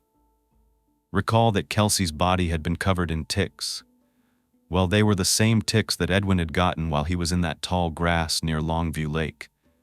He had not managed to get all of them off of his body. Another one was found when he went to jail. Police went through as much Oak Park Mall footage as possible, since the suspect admitted to spending most of the afternoon there shopping for his wife. They found footage from that restaurant I told you about called On the Border, where he ate and then didn't pay. It didn't look like he had any money on him because he didn't buy anything from the places he went. He just kept going up to random women and making them feel uncomfortable. After leaving the Dillard store at 5:50 p.m., that's when he went to Target. He was searching for a victim, and apparently he attempted to attack someone outside of her car but was not successful. The next time, he waited for Kelsey to open that driver's side door. He shoved her inside and commanded her to drive. He didn't want her to be able to fight back, and he wanted to get her out of the public as soon as possible. 16 seconds. That's how long this whole thing took, and it scares me so much. Kelsey was your average all-American girl. She was just running an errand. The reason Edwin had been packing to leave with his family was because when he went to work, someone was watching TV in the break room, and they saw a Chevy. They said, "Hey, that looks like your car," and Edwin started to panic. He told his boss he was sick, and he left. If he had actually managed to get out of town before the police arrested him, who knows how long it would have taken to solve this crime. He even spent the rest of that afternoon at the library Googling lawyers, and he ended up hiring one, the one who called the police saying Edwin was innocent. The next few months were really hard for the Smith family. They were still trying to seek justice in their own way. Within a month of her death, Greg and Missy started the Kelsey Smith Foundation, an organization that serves the community through safety seminars and classes that teach women and men about things like self-defense and protecting yourself when you're on a date with someone you don't know. Greg and Missy got so involved with this foundation and passing actual legislation that they found it hard to be fully present for their younger children, Cody and Zach. Greg said, "Our kids were frank enough at times to say, 'Hey, we're here too. She's not here anymore, but we're here.' Especially in those early days, we were so driven to try to do things that we probably did not pay much attention to, those that were here. And I think that everyone grieves in their own way, and it was a hard situation for everyone. The kids, too, had to deal with such a huge hole in their life. Kelsey had filled the role of older, middle, and youngest kid. She was the center of everything. Stevie and Lindsay had a slightly easier time adjusting to not seeing her every day, but Cody and Zach really struggled. Of course, John also felt like his life had been shattered. He went from spending every single day at the Smiths to not going over there at all. He said it was too hard to be there without Kelsey. Missy eventually sat down with him and had a conversation about the relationship. She said it's okay if he wasn't able to have a close relationship with them anymore. That Kelsey would have wanted him to move forward, not move on, but move forward, and keep moving. Greg and Missy went to speak with the president of Verizon about the 4 days that they spent waiting in the dark.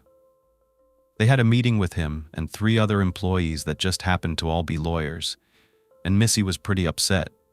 She didn't want to sue. She wanted justice for the miscommunication issue and to ensure that something like this never happened again.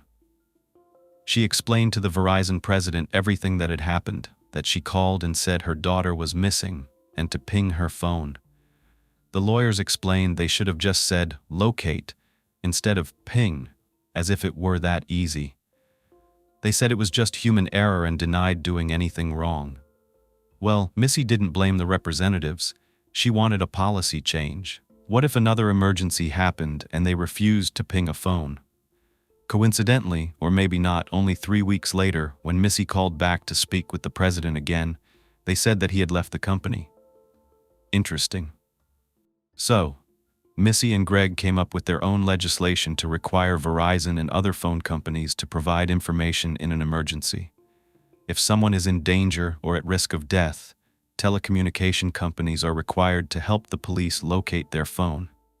Now, because phones have GPS, they can actually be pinged. The law also stipulates that cell phone companies cannot be sued for providing information in an emergency.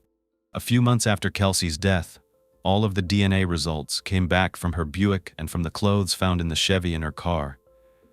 They found Greg's DNA from the time he had driven around in his daughter's car a few days before her murder. They found John's DNA on a water bottle. But they found Edwin's DNA on the steering wheel and on the driver's side seat belt. In terms of Kelsey's DNA, some of her DNA was actually found inside the zipper of the unwashed pair of shorts from the perpetrator. There was also a bloodstain on the perpetrator's shoes, and the Kansas City Star said that Kelsey could not be excluded as a match. Lastly, her DNA had also been found on the very tip of the airsoft gun. Investigators determined that the DNA was probably from saliva. This monster must have shoved the gun in her mouth and threatened to kill her if she didn't cooperate. That's how he got her under his control. Kelsey had no idea it was not a real gun. She'd never seen one before. And it happened so fast, in 16 seconds. For the next year, the prosecution and defense did the usual process of gathering evidence. This case was unique because there was an option to try him in Kansas, in Missouri, or at a federal level. While all of these options had the death penalty for capital murder, it was most likely that if a suspect was tried at the federal level, he would be executed. Right before one of the routine hearings where all the attorneys argued over who got the case, Greg and Missy went to talk to the federal district attorney in Washington, D.C. Edwin's defense attorney, Carl Cornwell, heard the news and was scared that his client would be tried at the federal level. So Carl decided that he was going to try to get him a life sentence and have him plead guilty. On Wednesday, July 23, 2008, at a standard hearing, 2 months before the trial was supposed to happen, the perpetrator pleaded guilty to aggravated kidnapping, intercourse without consent, criminal sodomy, and premeditated first-degree murder. With this plea, he was required to give a full confession. He admitted he was looking for a victim all day. That day, he noticed Kelsey at Target and was aware that she wasn't paying attention as she walked through the store. He said that evil got the better of him. He called it a crime of opportunity. He had purposely left the store before her so he could pick up that airsoft gun, and he rushed up behind her with that gun, trying to catch her right before she opened her driver's side door. Then he shoved her into her car, pulled up the front seat, and got behind her. He held the gun to the back of her head and threatened to shoot her if she didn't drive where he told her to go. All the while, he promised he wouldn't hurt her and strung her along, saying that everything was going to be okay as long as she listened to what he said. He said he was going to let her go, but instead, he instructed her to drive out to that densely wooded area and walk to where her body was eventually found. He bit the gun in her mouth and also held it to the back of her head in order to force her to do what he said. That's when she began to put up a fight, but she was no match for him. He eventually rendered her unconscious as he took advantage of her. She drifted awake from time to time and was again strangled until he was done with her. He squeezed her last breath out of her body. He actually spoke through tears at this hearing. He said, "I can't find the right words to say today. I'm so sorry for what I've done. That's it. That's all I have to say."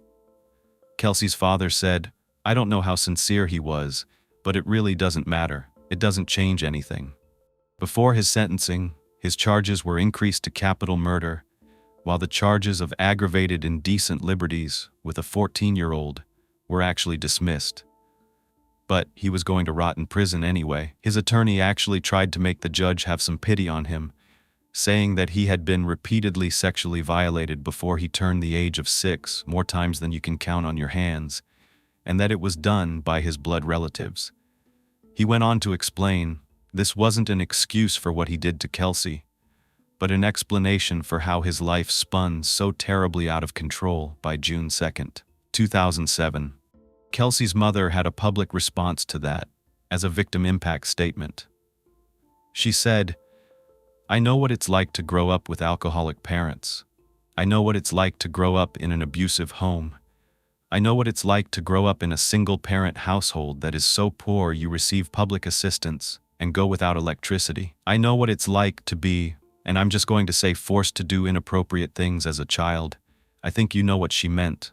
I know what it's like to be a victim of forced intercourse. I know what it's like to be a teen mother. But I also know that life is about choices. When does one have to take responsibility for their own life?" The perpetrator was sentenced to life in prison without the possibility of parole. On September 18th, Greg and Missy, who were at the hearing, were glad that they didn't have to go through an entire trial and see all of those pictures. It was over. Kelsey would live on in their memories. In 2009, Greg and Missy successfully passed the legislation that required phone companies to give phone locations in emergencies. The Kansas senators called it the Kelsey Smith Act. Since then, 30 states have adopted this act. Dozens of people have been saved, including several kidnapped children and people who were injured when they tried to die by taking their own life. Greg and Missy are still fighting to get the Kelsey Smith Act passed at the federal level, or at least in every state. They know that Kelsey would have gotten it done by now. She would have gotten right up in the lawmakers' faces and said, "Come on, let's get it done today." She would be 34 years old now. Maybe she'd be married. Maybe she'd be a musician, a veterinarian. We don't know, but I bet she would have been great at whatever she chose to do. She truly was the best role model, sister, girlfriend, friend, and daughter. We've all been 14, enjoying those carefree summers, soaking in the sun, taking a break from school, and having fun with friends. But what no one expects is that an ordinary walk with their dog on a popular trail could end their life before it really has a chance to begin. I'd like to introduce you to April Dawn Millsap. She was born on January 2nd, 2000, just barely missing the opportunity to call herself a 90s baby. She was born to her parents, Bobby and Jennifer Millsap, in Wise County, Virginia. April's mother, Jennifer, was born with a neurological disorder, SCA ataxia. This condition can cause difficulty with walking, balance, hand coordination, speech, swallowing, and eye movements. Jennifer's walking and speech were impaired, but she could think just like anyone else, even if it was hard to put her thoughts into words. Having April changed Jennifer's life. April became her world, the best thing that had ever happened to her. Eventually, Bobby and Jennifer divorced, and by the time April was 6 years old, Jennifer had been dating David Lelt. The couple decided to move with little April to a small village just 30 miles north of Detroit, Michigan, called Armada in Macomb County. Only about 2,000 people live there. It's a quiet and peaceful community, known for its friendly residents, its strong sense of community, and its beautiful natural surroundings. Armada is a great place to live for people who are looking for a safe and affordable place to raise a family. The village has a very low crime rate and a great school system. There are also plenty of parks in Armada, as well as a variety of little shops and restaurants. It was very common for residents to leave their doors unlocked, even at night. The sense of security was so strong that nobody anticipated any harm or wrongdoing coming to them. This tight-knit community fostered a warm and welcoming environment. One of the highlights of living in Armada is the abundance of outdoor spaces you can visit. There are numerous pathways and trails that are perfect for jogging, walking, biking, or hiking. The residents take full advantage of the beautiful weather and enjoy an active outdoor lifestyle. David and Jennifer were dedicated, attentive, present, and loving parents to April. David raised her like she was his own biological child, and they developed a very strong bond with one another. They spent so much time together enjoying the outdoors, and kids were free to run up and down the streets unsupervised. The community was so close that everyone knew if they weren't out watching their own child, another parent would be, and they would make sure they were safe. David shared countless moments of joy and laughter with little April. One memory stands out to David. It was a day they decided to fly a kite. David was running after this kite, and April couldn't help but notice how his belly bounced with every step. With genuine innocence, she shouted, "Wow, you jiggle when you run!" David just burst into laughter. He found her observation hilarious. Kids really do say the funniest things. April was a happy little girl growing up. When she first met someone, she often came off as shy. However, it didn't take long for her to open up, come out of her shell, and show her fun-loving personality. Her mom mentioned that there were times when April couldn't stop talking. She also loved to have her hair done and to dress up.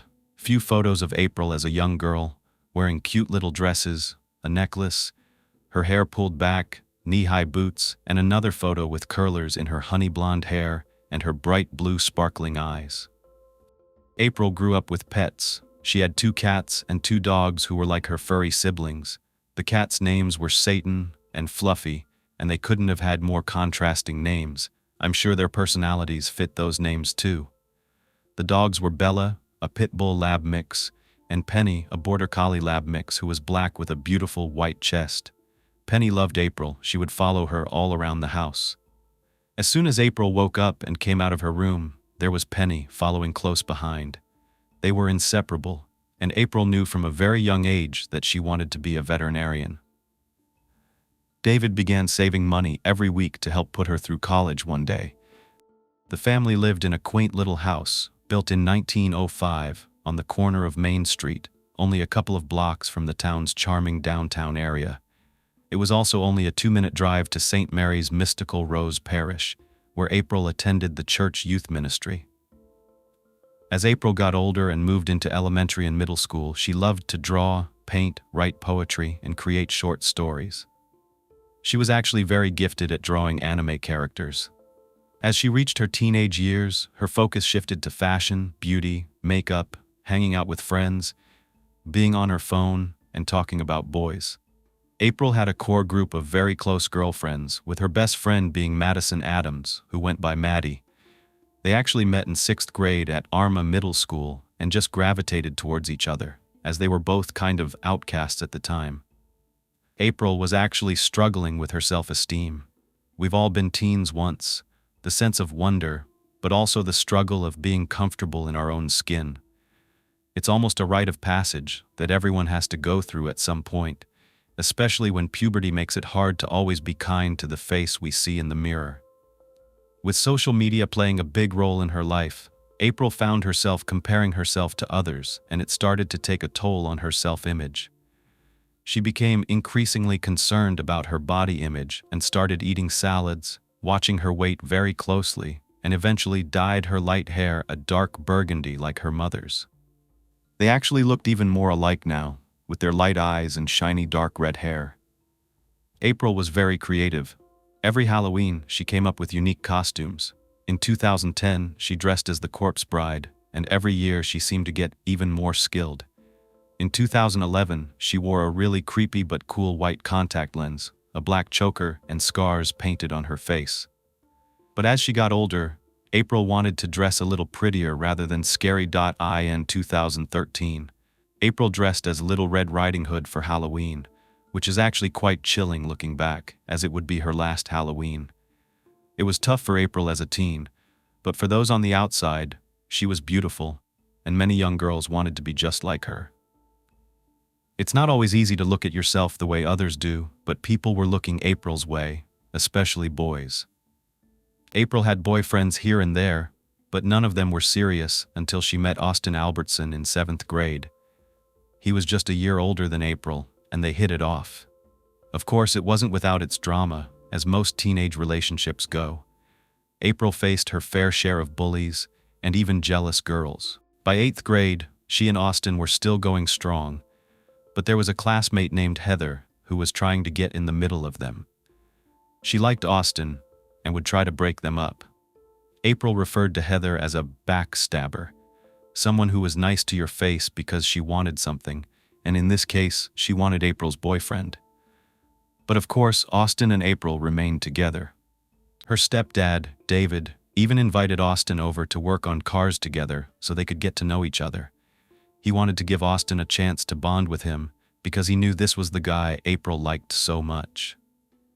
By 2014, April was 14 years old, in the 8th grade. It was her final year of middle school, and she'd been dating Austin for just over a year. That was an exciting year, as April had her confirmation at church. It was a very special day for her.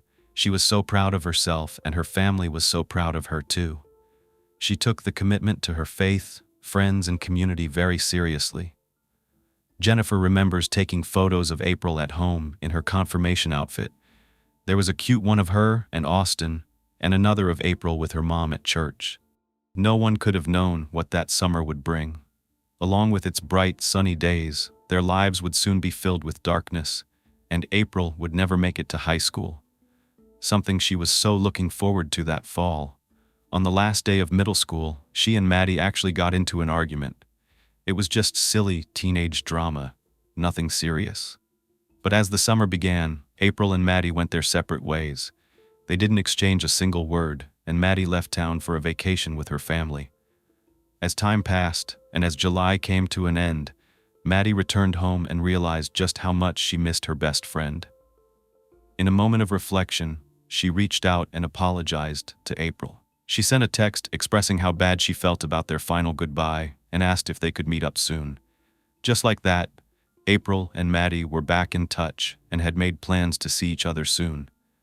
But that meeting would not come soon enough. Sadly, Maddie would never get to see her best friend again. One way April liked to stay fit was by using a fitness tracker on her new iPhone, which David had bought her for Christmas. Her mom got her a cute teddy bear-shaped phone case. She would go on long walks with her dogs, taking one of them at a time, and head out to the Calm Orchard Trail. It was the perfect place to get in her steps. The trail is an old rail trail surrounded by nature, where people from the community either bike, walk, or play with their kids. It wraps around the entire village, weaving in and out through the woods and town. If you're wondering what a rail trail is a path for walking, biking, or horseback riding, created from a railroad that's no longer in use. When April went on these walks, she usually started at the trailhead right down the street from her house, near the Arm Grain Company. They actually make pet food there, so it kind of smelled weird in that area, but it was the closest entrance to the trail from Main Street, off Depot Street and Fulton Street.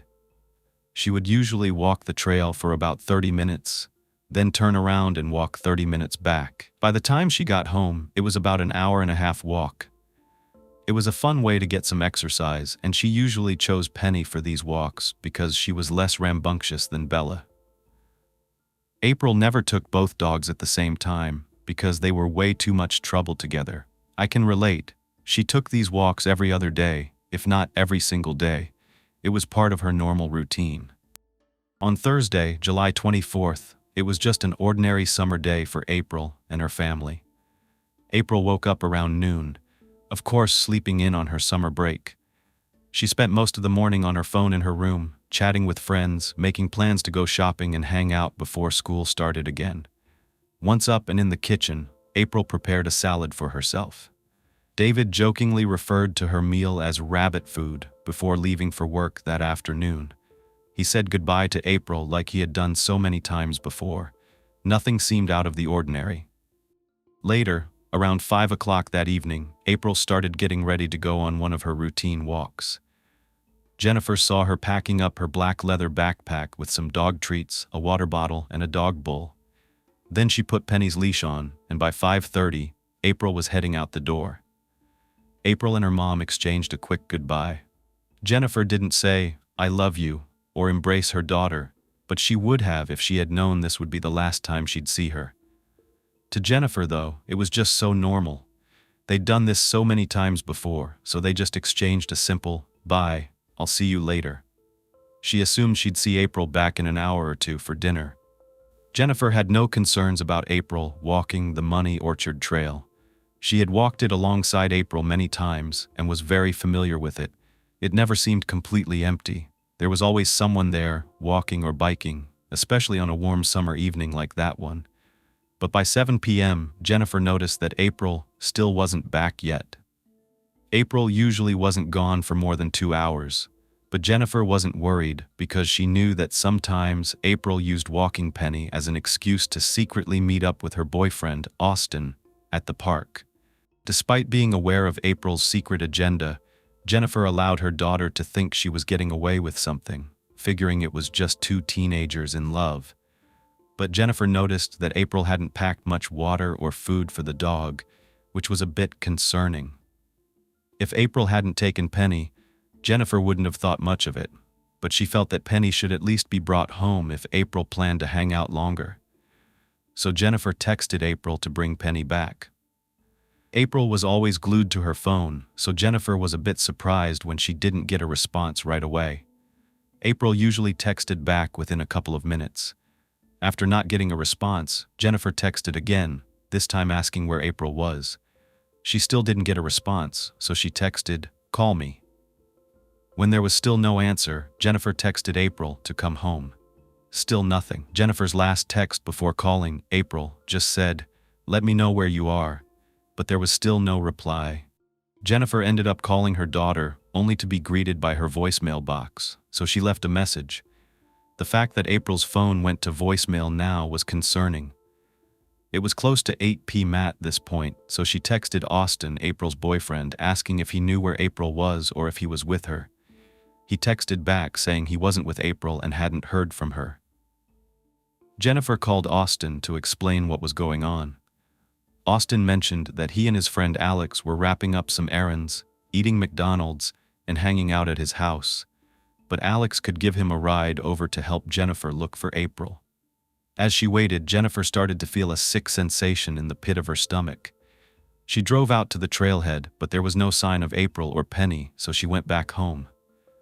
It was about 8:30 when Austin and Alex arrived. It was still fairly light outside, so they made a plan. All three of them would go look for April. Before they left, Austin told Jennifer that he'd received a really strange text from April earlier that evening. At 6:28 p.m., April had texted Austin saying, "I think I almost got kidnapped, OMFG." Austin hadn't responded because he'd been helping his friend move a TV, and the message didn't come through until later when he was back in town. At the time, he thought she was just exaggerating, but now Jennifer was truly worried. April wasn't the type to make up stories. The three of them, Austin, Alex, and Jennifer, decided to split up to save time. There were only 3 ways April could have gone that evening. There wasn't much to the west, so she either went south toward the trailhead off Depot and Fulton, or further down near the car wash, or north up the other end of Fulton. Alex took his car and went north. Austin took April's bike and headed to the trailhead, while Jennifer jumped in her car and drove further south past the trail. At this point, Jennifer also called David to let him know what was going on, explaining that April was missing. Alarmed by the news, David notified his boss, explained the situation, and requested permission to leave work so he could help in the search for April. David drove home anxiously, his mind filled with worry. He needed to know that April was safe. Before long, Jennifer received a call from Austin, telling her to meet him at the intersection of Fulton and Depot at the trailhead. He said that animal control was there, and it looked like people were gathering around. Maybe Penny had escaped April's grasp, and they were all out there looking for her. So, Jennifer quickly made her way back to where Austin was. By the time she got there, 2 uniformed police officers were already talking to Austin. Jennifer introduced herself to the officers and explained that she and Austin were looking for her 14-year-old daughter, April Millsap, and her dog, Penny. What Austin and Jennifer didn't know was that animal control was indeed there for Penny. She had gotten loose, and around 8:20 p.m., a young married couple, 26-year-old Matthew Sodge and his wife, had seen a black border collie running all alone down the trail. The couple couldn't help but notice the dog's peculiar behavior. It would dart into the woods and then return to the trail, as if it was trying to tell them to follow. Curious, they made their way off the trail, down a small ravine, and towards a drainage ditch. That's when they saw a pair of white tennis shoes lying on the ground. Past the shoes, they spotted what appeared to be a mannequin lying in the brush. But as Matthew's eyes adjusted, he realized he was actually looking at the partially nude body of a deceased female. Shocked, he ran back up to the trail, found someone to help them, and called 911. The gravity of the situation struck Matthew immediately. This gruesome scene might have gone completely undiscovered if it hadn't been for that dog's persistence. This village had only one police officer on duty that night, Officer Philip Newmere of Armida PD, and they didn't deal with incidents of this magnitude, so they called the Michigan State Police to meet them at the trailhead. Those were the officers speaking with Jennifer and Austin. Before they arrived, the lone officer, Newmere, along with animal control, made their way down to where Matthew had called 911. It was a very densely wooded area across from her neighborhood off the Moming Trail. Officer Newmere only had to take one look to realize how bad the situation was. It was clearly a homicide. Animal control examined the dog. It was clear that she had stayed by her owner's side the whole time, only leaving to alert the couple. "She's such a good dog." Detective Sergeant Rebecca MacArthur and Michigan State Police Chief Howard Smith arrived shortly thereafter to assess the scene. The body was in the middle of the woods, completely hidden from the trail. It was obvious someone had forced her down there. The state of the body told a gruesome story of a vicious attack. She was wearing jean shorts with a black stripe down the sides. They were pulled down along with her underwear, down to her ankles. Her white tank top was ripped and pulled down, exposing her bare chest, and her bra was torn in two between the cups. Her white tennis shoes were scattered close to her remains. The veteran officers were physically and emotionally affected by what they had seen. It was clear from the shoe marks on her skin that she had been stomped to death. The imprints were visible on her cheeks, forehead, and neck. The force used was immense. Armida hadn't seen a murder in over 40 years, let alone anything like this. They could tell she looked young, like a teenager. The detectives called in crime scene technicians to mark and collect evidence. Meanwhile, they were radioed with the news that a young man and a young girl's mother were at the trailhead looking for a teenage girl. They went up to meet them, and that's where we left off. The officers asked Jennifer what happened, and she told them what she knew. The last time she saw her daughter April was when she was heading out for a walk with her dog Penny. Detective MacArthur asked Jennifer what April was wearing that day. Jennifer remembered her daughter had changed at least 3 times, which was typical for a teenager. But when she left, she was wearing jean shorts with a black stripe on the sides, a white tank top, and white tennis shoes. When the detective heard the description of the clothing and knew April was with a dog that matched the one animal control had, she realized Jennifer's daughter was likely their victim. Jennifer was then driven to ARM PD, and Austin went along as well, with his dad meeting him there. Once they arrived, Jennifer called David. She was in a complete panic. He said she was already difficult to understand due to her speech impediment, but when she was worked up, it was almost impossible to comprehend her. However, he managed to figure out that she was at the police station, so he headed that way. This police station was small, smaller than a typical one-bedroom apartment. It had only one area for interviews and one waiting room in the back, where Jennifer sat for at least 30 minutes before anyone met with her. That evening, state police detectives arrived and went over the story with Jennifer. This interview took about an hour or so, and after she told her story a couple of times, she remained there for at least a couple more hours. Still, she wasn't told anything specific. According to Jennifer, April was a typical teenager. She knew the importance of not being out after dark. Jennifer described her daughter as a good girl, responsible and cautious. She never had any problems with her, but she grew concerned when April wasn't answering her texts. The detectives asked her if she was sure April had her phone with her, and Jennifer said yes, remembering that she'd seen it when April left. The reason they were asking was that no cell phone had been discovered anywhere near the victim. One of the questions they asked was whether it was possible that April might have been meeting someone on the trail. Though Jennifer mentioned meeting Austin there from time to time, she explained that she had called him, and April wasn't with him that day. But they wondered, could he have been there at some point? They believed the sheer brutality of the attack suggested someone who was very angry, possibly taking that anger out on someone close to the victim.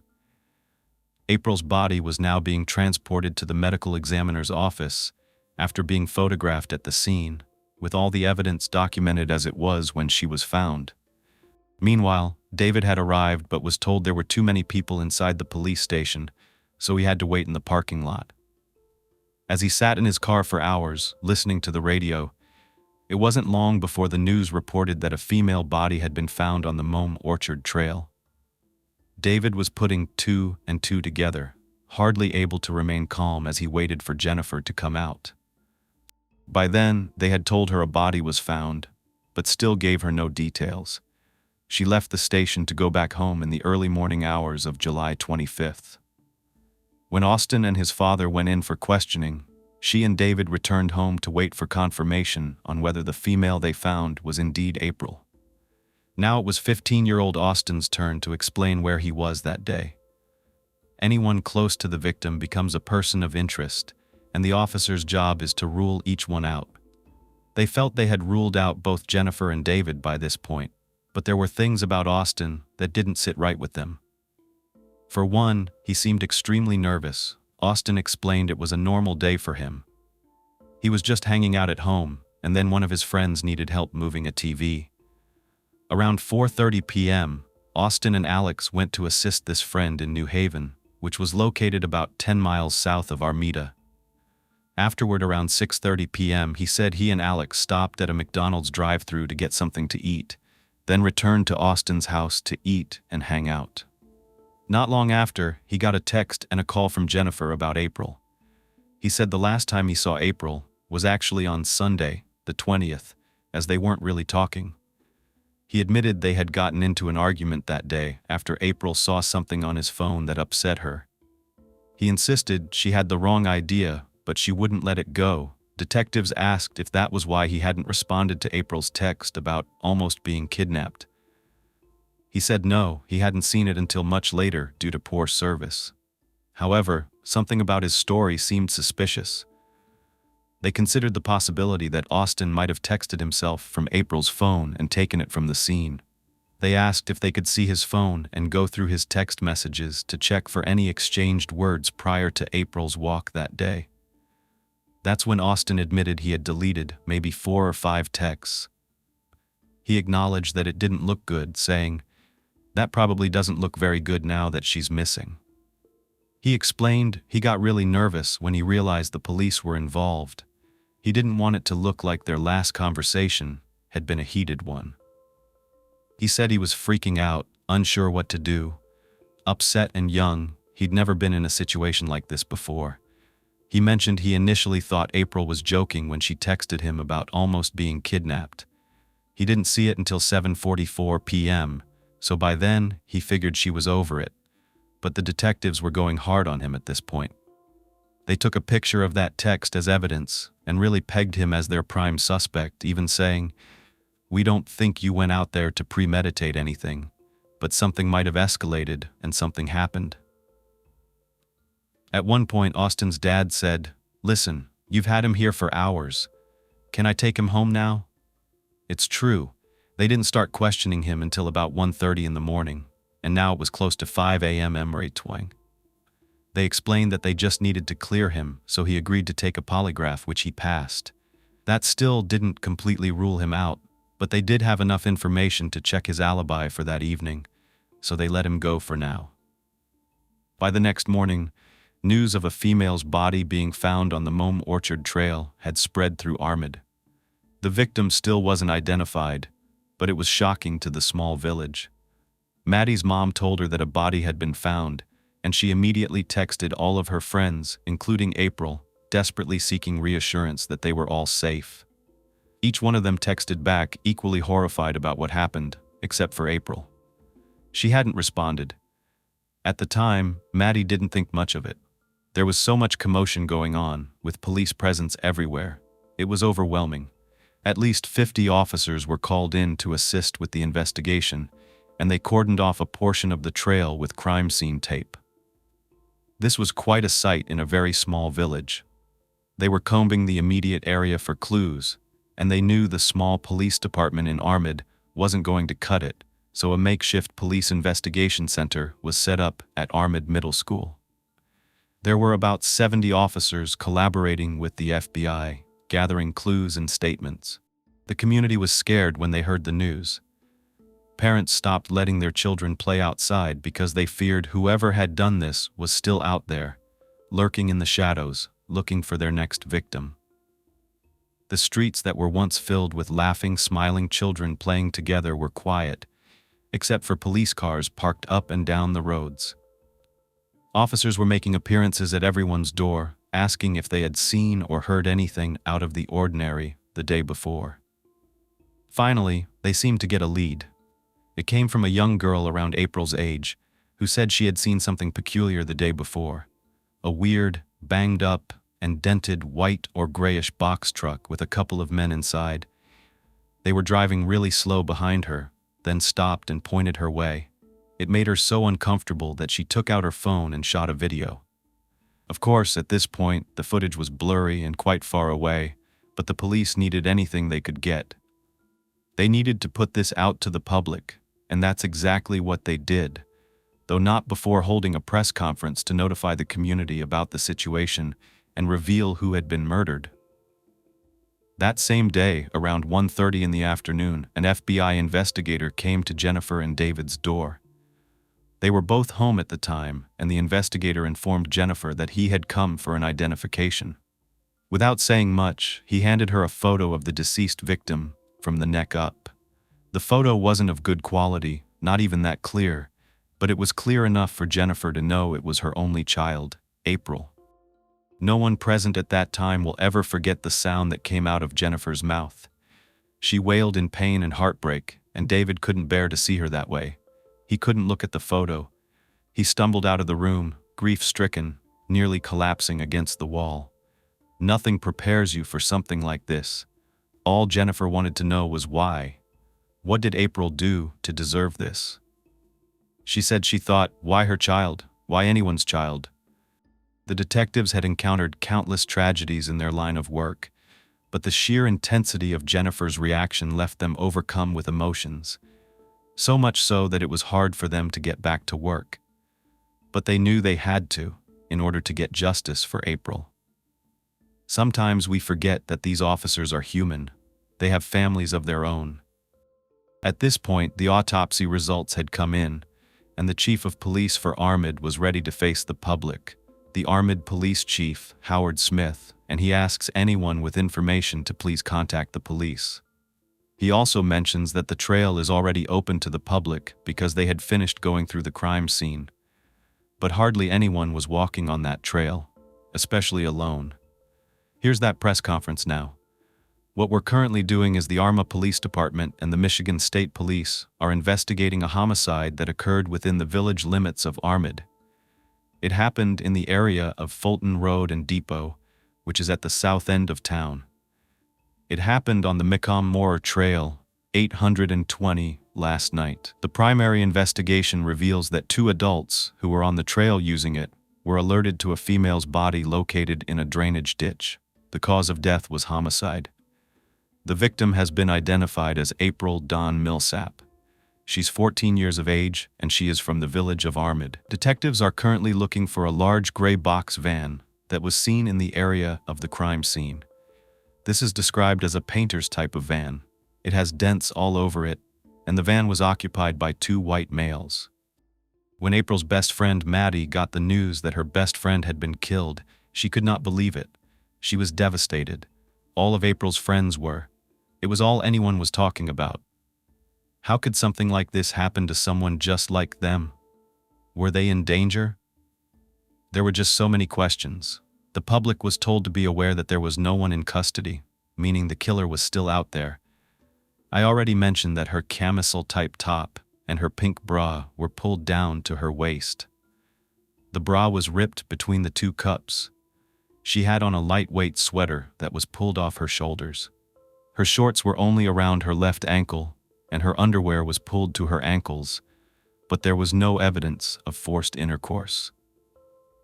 It appeared as though the killer may have been interrupted and therefore enraged, and to leave no witnesses to what he intended to do to her, he killed April. There was some leafy material clutched in April's hand. She had on a necklace, and there were 2 earrings found inside her clothing. One was actually stuck against her back. In photos given to the medical examiner, there was blood on her face and her hair. Now, behind her right ear, there were what looked to be sawdust clumps, but these were actually fly eggs, which begin to form relatively soon, about 30 to 60 minutes after a body has died. This gave a time frame for April's death. Her cause of death was blunt force trauma to the head and asphyxia due to neck compression. Now I want to go over the injuries described in the doctor's report. There was a bruise over April's right eyelid, and in both eyes she had small hemorrhages, broken capillaries. Similar hemorrhages were inside her mouth, on her upper and lower lip, and along her gum line. This is caused by increased pressure in the head. There was a bruise to the front of her tongue, and her left eye was swollen closed. There was a cut beneath her left eyebrow arch, and it was determined that this type of injury would have been caused by something smooth. It could be a hand, but it was probably something heavier. Moving on, there was a bruise on the bridge of her nose. Keep in mind, the medical examiner went beyond the skin, pulling back the skin to see how far these injuries extended, and concluded that these injuries were not due to a mere slap or punch. It took a lot of force. Next, there were 3 red linear cuts above her left eyebrow. There was bruising on both of her ears and tiny abrasions, and most significantly, there were red and purple herringbone patterns, a bruise on her left jaw, as well as an abrasion on her right jaw. When April's scalp and skull were examined under the skin, there were hemorrhages, or bleeding, on both sides of her temples, another hemorrhage on the top of her head, as well as the back and head area. These injuries were not caused by a slap or punch either. The medical examiner used a saw to remove the top of the skull and found injuries even deeper into the brain tissue. There was bleeding underneath the dura, the membrane covering the brain, all around the surface of the brain, as well as multiple bruises on all sides of her actual brain. This happens as a result of the head being struck with enough force that it moves the brain back and forth inside, hitting the skull. This bleeding was actually inside the skull bone, and it could be seen under a microscope, again showing just how much force was necessary to cause these injuries. The medical examiner said that it was such extreme force that it's usually seen in car accidents, especially when a pedestrian is struck by a vehicle, or when they fall from a very high surface. There were 23 separate injuries to the head alone, and they could not have been caused by one strike. Moving on to the neck, a 6-inch red bruise in a herringbone pattern was across the front of her neck. There was an abrasion to the left lower neck, and when looking internally, the doctor examined bleeding underneath the skin of the neck, especially in the left area. That bleeding went deep into the muscles. There were hemorrhages on and throughout the trachea, and she believes that this is where the blood from the scene came from. Essentially, when a victim is in this state, they actually spit up blood. The thyroid cartilage also had hemorrhages in it. There were 14 additional areas of injury across the rest of her body, and one was internal bleeding above the aorta valve of her heart, showing an impact to April's chest. She had bruises, cuts, and scrapes on her arms, and there were bruises and abrasions on other extremities. But the bulk of her serious injuries were to her head and neck, which ultimately caused asphyxia. What the medical examiner believed happened was that April was hit over the head multiple times and at some point rendered unconscious or at least unable to move. The killer began his violation, but something caused him to stop. At that point, the medical examiner believed the killer stomped on April's head, face, neck, and chest until she was no longer breathing, perhaps even holding their foot on her neck until she took her last breath, or stomping on her windpipe for at least 3 to 5 minutes. This was the opinion because there were clear shoe impressions on her forehead, cheek, and neck area, and a herringbone pattern. The medical examiner said, with that shoe tread, indicating that someone had stood on her neck. This attack on April could have lasted over 10 minutes, from the initial blow to her head until her neck was compressed in order for her to completely stop breathing. Her estimated time of death was sometime between 6:30 and 8 p.m., but most likely sometime after she alerted Austin that she had almost been kidnapped. The shoe prints were documented and studied. It was their biggest clue because they didn't have any DNA evidence to analyze at this point. They would use these impressions and try to match them to any of the suspects' shoes as they moved through interviews and got tips. A bunch of tips were coming in after that press conference, hundreds from Armid and beyond. Detectives may have been done investigating the scene, but they weren't done combing through Armid. They wanted to try to locate April's cell phone first. They decided to ping it and see if they could get a GPS location, but with just one ping, the signal died out. The phone was most likely dead or damaged. At that point, they assembled a team of 40 people, comprising dedicated detectives and officers, and in order to maximize their efforts, the search area was expanded to encompass 3 counties, requiring the involvement of every available officer within those police departments. They sent a canine out on the trail. One particular bloodhound, named Buster, proved instrumental in this search. Buster was given an article of clothing. It was actually a shoe of April's, and then the officer commanded Buster to track that odor. Buster tracked for several streets into Armid, and ultimately, he successfully tracked all the way back to April's house. When they realized that Buster definitely had April's scent, they continued to tell him to track, and Buster took them west of Omo Road. I'm showing this on a map, but it's kind of on the back of the Mome Orchard Trail. Ultimately, Buster took the officer to a driveway off of this road, then down that driveway into some brush on the side. That is where Buster found April's phone, in this location, right next to a lakefront, half a mile east of where she was murdered. The phone screen had cracks all over it, and sure enough, as they looked around, Buster located the case, which was split into 2 pieces about 60 feet away. At the crime lab, forensic experts embarked on a comprehensive analysis of April's cell phone. Their primary objective was to uncover any valuable clues that could potentially lead them to April's murderer. By conducting a thorough examination, which included a data dump and analysis of her texts, calls, emails, and things that she was doing on apps, the detectives were hoping to gain crucial insights into the circumstances surrounding April's murder. The detectives anxiously waited for the state crime lab to extract the information from April's cell phone. They knew they had to pursue other leads, and one of their priorities was verifying the alibi provided by April's boyfriend, Austin, and also looking closer into their relationship.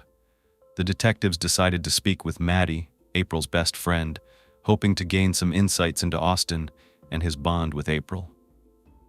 Maddie assured the detectives that April and Austin were a great couple. They were deeply in love with each other, and she emphasized that their relationship seemed strong and genuine. According to Maddie, Austin was always supportive and caring towards April, and she could not fathom him being involved in her murder. But how many times have we heard that? Things aren't always what they seem on the outside, so detectives were dedicated to their efforts of verifying Austin's alibi during the time of April's murder. Austin had claimed that he had visited a McDonald's drive-thru with his friend Alex, which led detectives to believe there might be some CCTV footage. They did acquire that video evidence from McDonald's, and the detectives were able to establish that Austin was indeed present at the McDonald's around 6:30 p.m., which coincided with the time when April had messaged him about her close encounter with a potential kidnapper. At this point in the investigation, Austin did not appear to be the perpetrator of April's murder because there would not have been enough time for him to leave town, go to the location where she was murdered, go all the way back to his house, and Alex had been driving. He was with him the entire time. Once it became clear to the detectives that Austin was not responsible, their focus shifted towards the possibility of a stranger. Everyone they had questioned who was close to April had been ruled out. She was an ordinary, quiet teen who wasn't involved with anything nefarious. There was still a possibility that she made plans to meet someone at the trail, but who? They were hoping that her text would help narrow their search. But before the information came back, a tip was called in after the image of the white van had been distributed. That tip line was flooded with an overwhelming number of phone calls, and among the numerous leads, one particular tip caught the attention of the detectives. A man came forward, claiming to be the driver of the white van. He confessed that he was present in the vicinity of the young woman's house, where the video was taken, and had been near the Momi Orchard Trail. However, he provided an explanation. He was driving around with two of his employees to point out homes that he had worked on as a builder. His intention was just to highlight the houses that he had constructed, not to point to the woman, but to the house. He was able to provide an alibi and business information, and the investigators were able to obtain photos of the man and his van, which the young woman positively identified. So they were able to rule him out. He was not involved. The detectives found themselves back at square one. The media coverage surrounding this murder and the police presence was crucial in triggering recollections of several eyewitnesses on the trail the evening of April's murder.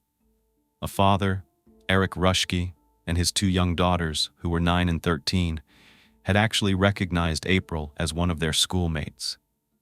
Eric also recognized April as someone in his daughter's confirmation class at church.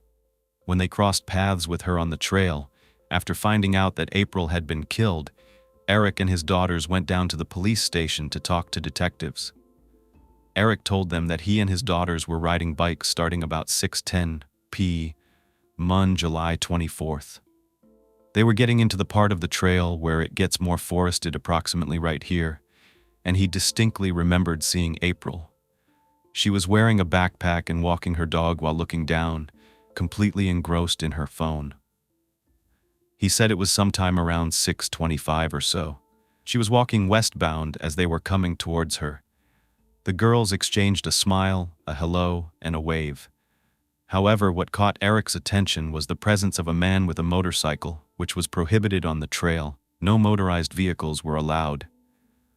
This man wasn't riding it, though. He was actually walking it alongside April. He still had his helmet on, which was a full-face helmet, so Eric did not get a good look at his face. He couldn't make out any identifying characteristics, except that he was wearing long pants, a black shirt, and had a backpack on. Eric and his girls rode down to Pit Road and turned around to go back the same way they had come. They probably came up to that same area where they saw April, around 6:50 p.m., but by that time, they didn't see April, the man on the motorcycle, or the dog, Penny. Because motorcycles were not usually on the trail, this incident stuck out to this father. In addition to the fact that he was quite a motorcycle enthusiast, having been riding dirt bikes since he was 10 years old. He actually knew what style the bike was. He said it was a converted street-legal off-road dirt bike. It was blue and white in color, and according to Eric, the motorcycle was not an old model. It was a more modern one, most likely from the 2000s. He classified it as an enduro bike, which featured a square headlight that he said was on at the time, and so was the motor on the bike. He could hear it, even though it wasn't very loud. Eric said it was idling, and he went the extra mile by searching for images of a similar motorcycle online. He successfully found a picture and handed it over to the detectives, providing them with a visual reference. As for the demeanor of the man on the trail with April, Eric described the two of them as not exactly talking, but almost like a parent scolding a child. The man seemed tense, and it was a bit uncomfortable. It didn't seem like the two of them were together. The man appeared much older, just from his mannerisms, his height, and his build. He was around 6 foot tall and possibly 200 pounds or so. Armed with this new information, investigators wanted to narrow down their tips to anyone who had been on the trail on the evening of July 24th, between approximately 6 o'clock and 8 p.m. As they waited for more people to come forward, detectives looked up motorcycles that were registered in Michigan, and in 2014 alone, there were 24,320 motorcycles, almost 250,000. So that made it very challenging to pinpoint the exact owner of the bike described by the eyewitness. However, in a stroke of luck, one of the detectives working on April's murder case was returning to the command center. He was driving approximately 25 minutes outside of Verita when something caught his attention. He noticed a long driveway leading up to a garage, and there stood a blue and white motorbike. It was such a coincidence that he wasted no time, snapped a quick picture of the bike and of the address, and handed it over to the team for further investigation. Meanwhile, more eyewitnesses came forward. I want to go through all of them now. There aren't too many, but they are key in understanding what happened that night. I'll reveal what they saw in the order in which it was seen, not exactly in the order in which it was reported, if that makes sense. Mary Stein, a college professor in her 50s, and her husband Douglas were riding their bikes on the Mome Orchard Trail in Armid on the evening of July 24th. Mary remembered spotting April and her dog about 100 feet ahead of her, standing near a man who was beside his motorcycle around 6:25 p.m. The two were standing in the middle of the path up ahead, so she was trying to navigate around them. That's when the girl separated from the man and walked away, moving out of the middle of the road and to the side, walking west. As Mary passed April, she was, in her words, walking deliberately, and gave a tight smile. She said she either mouthed the words hi or said it out loud, but there was tension in April's face. Mary said that the man was a little ways behind, with his motorcycle parked and helmet in his hand, not on his head, so she got a good look at him when they passed him. He was staring in her direction, towards where the girl had walked away, and, to her, it seemed like there was some anger in his eyes. He had furrowed eyebrows, and Mary said that the young girl and this older man weren't really talking. They were standing close together, and according to Mary, it just seemed odd. She said hello to the man, and he remained silent and put his head down. She thought that was rude, especially considering this was a very community-centered area. Something about this encounter bothered both her and her husband, so much so that they talked about it.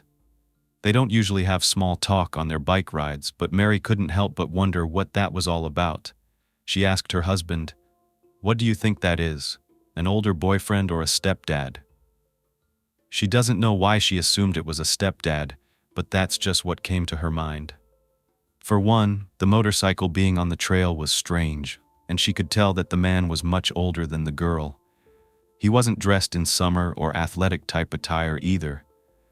Her husband, Douglas, commented that it was really strange that they didn't hear the motorcycle start up at any point as they rode away. They were in this approximate location on the trail when they had this encounter. This is known as the Liberty Trail area because there's a small trail that comes from Liberty Lane in the subdivision above down to Mome Orchard Trail. When Mary last saw the man and the young girl, the two of them were about 30 to 40 feet apart, and this was after they separated. Now, Mary and Doug proceeded on their bike ride for a few more miles to Pit Road, and then they turned around and rode back the same way they came. They passed the Liberty Trail area once again, and at that point she did not see the young girl, the man, the motorcycle, or the dog. The next day, on Friday, July 25th, Mary heard a news bulletin on the radio in the afternoon. It was about a young girl on the Mome Orchard Trail who had been murdered, and she thought back to the strange encounter. The police were going to hear from Mary again, but for now, this was confirmation about the motorcycle being in the vicinity of the girl that matched April's description, and of course, Penny the dog's description. Now, Mary was told that a composite sketch was being made from another eyewitness at the time, which we'll get into in a moment. Mary would have the opportunity to review this composite and respond so that she could add what she saw. This was supposed to happen before it went public. Now for the next eyewitness. His name is William Buchanan, and he too saw a motorcycle on the trail. William was riding east on his bicycle all the way down to 33M Road and then headed back. When he approached Omo, heading back west, he could see a light about a quarter of a mile away. He thought it was odd, in daylight, that a light was on and flashing. At first he thought it was a bicycle light, but as he got closer he realized it was actually a motorcycle. That's when he wondered, what was it doing on the trail? William was riding his bike fast. He's a speed biker, going 17 miles per hour, and the motorcycle was facing him. He was a bit concerned because he could tell it wasn't straight on the road, it was kind of turned. But as he got even closer, he realized it was parked. The bike was off to the left of the road in the gravel, and there was a man on the bike, but it was not moving. William said the man was tall and slender, about 6 feet tall, and he had on a full-face helmet, so he couldn't really tell his age or identity, but he nodded at the man, and the man nodded back. After passing the man on the motorcycle, William saw a young girl heading west on the edge of the trail. She was looking down and walking fairly quickly, with her hair down, covering her face. So he did not get a good look at her. The next witness was a guy named Rick Land. He was also riding his bike quickly. He was speed biking, and saw a black dog on the side of the trail, before the ravine that dropped down. The dog was by itself, so he thought maybe the owner was in the brush, relieving themselves or something, so he didn't think much of it. At that point, he was heading east on Mome Orchard Trail, and he went quite a ways. He went all the way to Gazebo Road, then came back west. At that point, he didn't see the dog, but he heard the dog barking over and over again. When he got to the area where he first saw the dog, the barking was coming from the north side of the trail.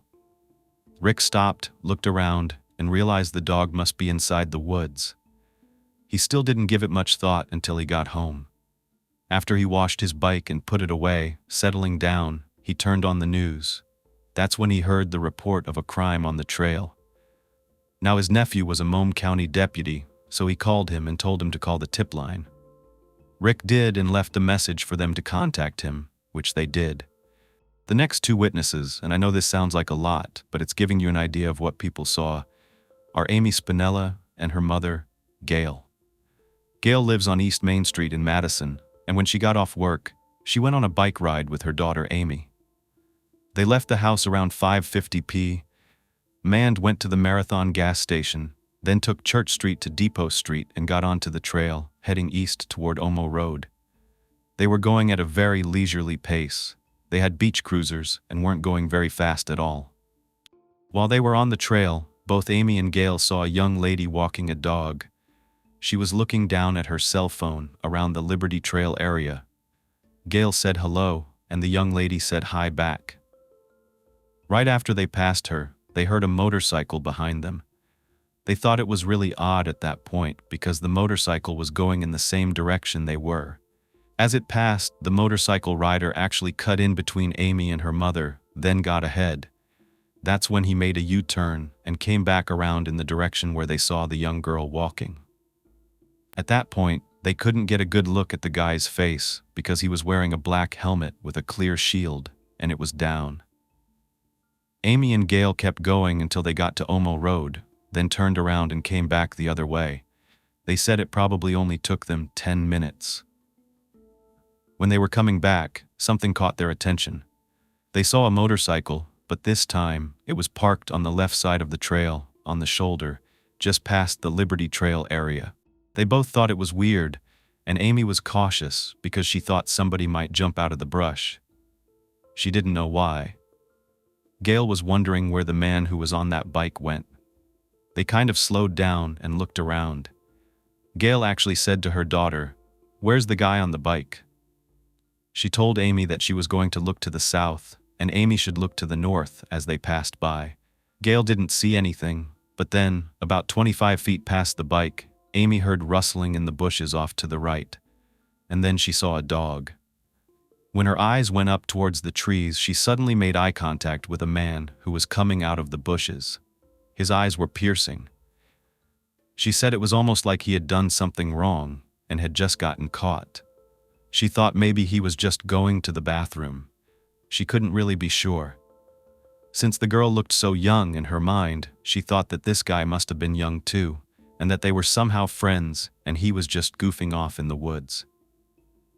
When she caught up to her mom, Gail said, "Maybe we should go back." But Amy said absolutely not, that they were going home. She said it sternly, so that's what they did. It wasn't until the next afternoon that they found out there was a murder on Mome Trail. Amy's dad had called and told them. Amy's first question was, "Do you know if there was a black dog there?" He said yes, and she just began to cry because that's when it hit her what she had witnessed. She immediately got on her bike, went down to the trail, and looked for a police officer to tell them what she saw. She was the one who was asked to help create a composite sketch with the sketch artist. Amy described the man as having piercing eyes and kind of disheveled hair. She couldn't really make out his lips or chin, so they kind of made guesses as to what they might look like. Gail was also interviewed afterward, but she hadn't gotten a good look at the man. Now that you know how the composite I talked about was created, remember, the police had told Mary, the first eyewitness, that she would have a chance to review the composite before it went live. Well, that actually didn't end up happening. She ended up seeing the composite a couple of days later on Sunday the 27th, and that made her feel very uneasy. She was upset because, in her mind, it wasn't accurate. She had seen more of the man than Amy had, but Amy had been at the police station first, so there could have been a rush to get something out to the public. Mary thought there were elements of the composite that were accurate, but there were a lot of inaccuracies as well. So, she felt she needed to call the police and let them know. First, she said that he looked way too young in that composite. The person she saw was at least in his 30s. The hair was wrong. It was lighter, it wasn't curly at all, and it was short. His face in the sketch was way too full. However, the eyes and the nose matched what she remembered. But overall, she thought this was not on point. She knew she got a good look at the man, but she was told that, now that it was already out to the public, they didn't know what could be done. Maybe some minor adjustments. But that never happened. For now, let's talk about April's phone data. And this is the craziest part of this case. FBI Special Agent Matthew Zen was examining the data that was downloaded from April's iPhone. And this isn't like looking at the phone itself. It's a big folder with a lot of folders inside, each one from different apps on your phone and files that your phone stores, which can include coded files, applications that make your phone run, pictures you've taken, and so much more. There's a lot. Well, as Agent Zen is going through these files, something catches his eye. What he was looking at appeared to be a screenshot of a text message. Most of us know what screenshots are. They're taken by the user of the phone, whoever's holding it, by pressing a couple of buttons, and it takes a picture of whatever is on the screen at the moment. Well, it's what's captured in that screenshot that throws Zen off guard. I'm going to put the actual screenshot on the screen. It's the text that Austin talked about receiving from April. It says, "I think I almost got kidnapped. OMFG." But from the looks of it, as you can see, this was like April screenshotting her own text message, right? Because we can see the keyboard below and then above, we can see Austin's name as the contact. So this makes Zen wonder, why in the world would April have taken a screenshot of her own text message? Well, upon digging deeper, each of these pieces of data has a name, and the name on this one wasn't a photo name, like when a user takes a photo of something. Instead, it was an iPhone action. Here's the explanation. Have you ever switched apps on your iPhone? Let's say you go from texting to wanting to open another app. You tap up a little bit, and then you see panels of examples, which are kind of like pictures of the different apps that are open on your phone, and you can choose one of them. Well, the iPhone actually takes photos of where you left off in each of the applications that you were on. This is in order to give you a photo array that you're seeing here. So at some point, April had been in the middle of switching between different apps, and that in turn created a photo that was actually generated by her iPhone. She did not take a screenshot of that text. It's very eerie, since we know that is her last text message, but this enabled Zen to look at what other apps were open. And here is the key to this case, the case cracker, if you will, a little throwback to my cousin Vinny. Zen sees there is another app that the iPhone took a screenshot of at the time, and it's called Sports Tracker. It's a step tracking app for iPhone that helps you record your steps, your speed, the path you took on your walk or your run. This is important to Zen, and to this case, if April was using this app while she was on her last walk, and if it were to show her path, it could present them with such useful information. The only issue is that Zen doesn't have the physical phone. He's not looking at the app, it's only coding inside folders, and he can't decode them. Well, he has to track down the sports tracker company, and it's out in Denmark. So he gets in touch with his attaché in Copenhagen, and they're able to retrieve the user data from Sports Tracker. When it's turned back into the FBI, it's in video format. They kind of recreate what April's phone would have looked like, what her screen would have shown at the time. It does take them a little while to get it back to the FBI, so we'll come back to this. Now remember the detective who saw that motorcycle in the driveway of that home? The team determined it was similar enough to warrant going back over there to see if they could locate the owner. That detective, along with a couple of other officers, arrived at the location, but the motorcycle was no longer there. So they knocked on the door, and a man answered. He told them his name was James Muse. When they questioned him about the motorcycle, he seemed a little standoffish. He said he didn't own one and didn't know anything about a motorcycle being in his driveway. While the detectives could tell he was being a little elusive, they explained that this had to do with a murder investigation. Finally, Mr. Muse told them he had a friend who rides a motorcycle. That friend was dropping off some weed to him.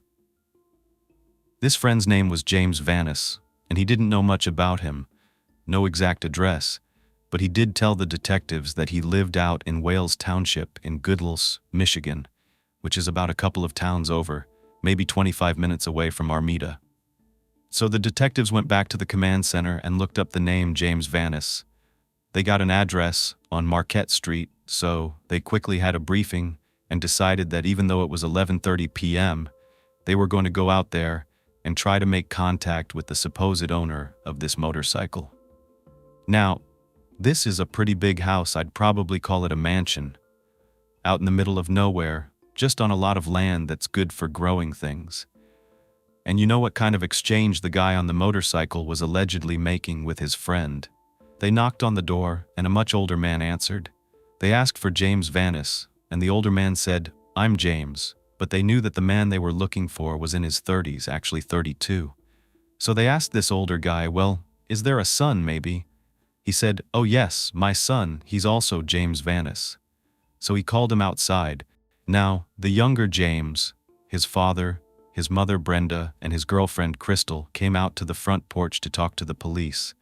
They informed the family that they were there to gather information to aid them in a murder investigation, and they asked James if he was out in Armida on July 24th. He said yes, he was. Detectives asked him for a rough timeline.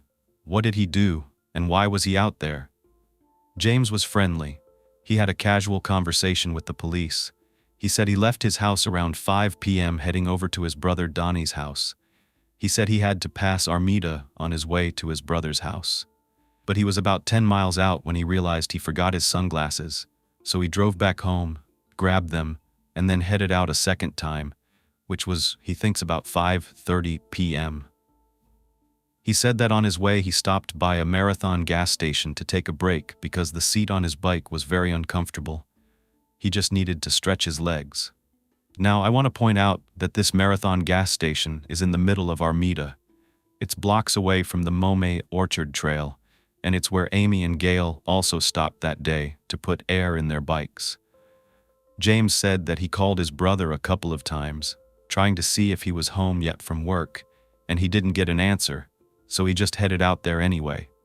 When his brother wasn't home, he went out to Tim Hortons in a town called Romeo, since apparently Donnie was supposed to be stopping there or worked there. He wasn't really sure. James said he rode through the parking lot, didn't see his brother, so he proceeded back to Donnie's house. By the time he got there, his brother was home. James says the two of them hung out, and then he went back to his parents' house in Marquette. He knows it was before it got too dark, because he's always worried about deer being on the road. So, he knows he left Donnie's before dark. The detectives asked what he was wearing. He said he was wearing a helmet, a Carhartt hoodie, camo pants, and K-Swiss shoes. He pretty much brought all these items out and kinda just showed the detectives. Then he also showed them his motorcycle, which matched the one in the picture that the detective had taken earlier. They took pictures, documented the bike, the helmet, and of course the tread pattern on the K-Swiss shoes. If you look at it, it didn't have the herringbone pattern that they were looking for, so they were pretty sure they were at a dead end here. So they left that night and reconvened at the command center. The detectives decided that they wanted to get a written statement and more details on the times that James was out in Armida. They also needed a better picture of the motorcycle because at the time it was dark and they wanted it in daylight. So they went back out there the next morning around 10 a.m. This time, only James was home. They kind of went back over all the info from the night before. James was polite, but he did say he couldn't come by to the station to give a statement at that time because he had some errands to run, but he would stop by later. The detectives took pictures of the bike and then just parted ways, but they did tell James to call them when he was free so that he could come down to the station later that evening. In the meantime, detectives tracked down James's brother, Donnie Vanis. This is James's younger brother. They asked, "What did you do on July 24th? And did James come over to your house?" Now Donnie had already been notified by his family that they had been questioned the night before about the Armida murder. So, Donnie explained that he worked that day, and he spoke with his brother on the phone around he thinks 6 p.m. He also had a couple of missed calls from him earlier. Donnie says that he does remember his brother coming over, but doesn't exactly remember what time he arrived. Donnie was very helpful. He was going through his phone trying to pinpoint the correct times, and there was a text sent to James from Donnie at 6:44 p.m. It just had one word, home, letting him know he had arrived. So it stands to reason James wasn't there yet. Donnie thought, okay, maybe he came there at 7 p.m. Detectives asked if they could take his phone for analysis, and Donnie said he'd rather not, but he said they could go through it while they were there. He also gave them the names of the people that were at his house when James was there. It was his sister's boyfriend, Jonathan, his friend Matt, a friend named Samantha, and her friend Leah. Maybe one of them could confirm the timeline.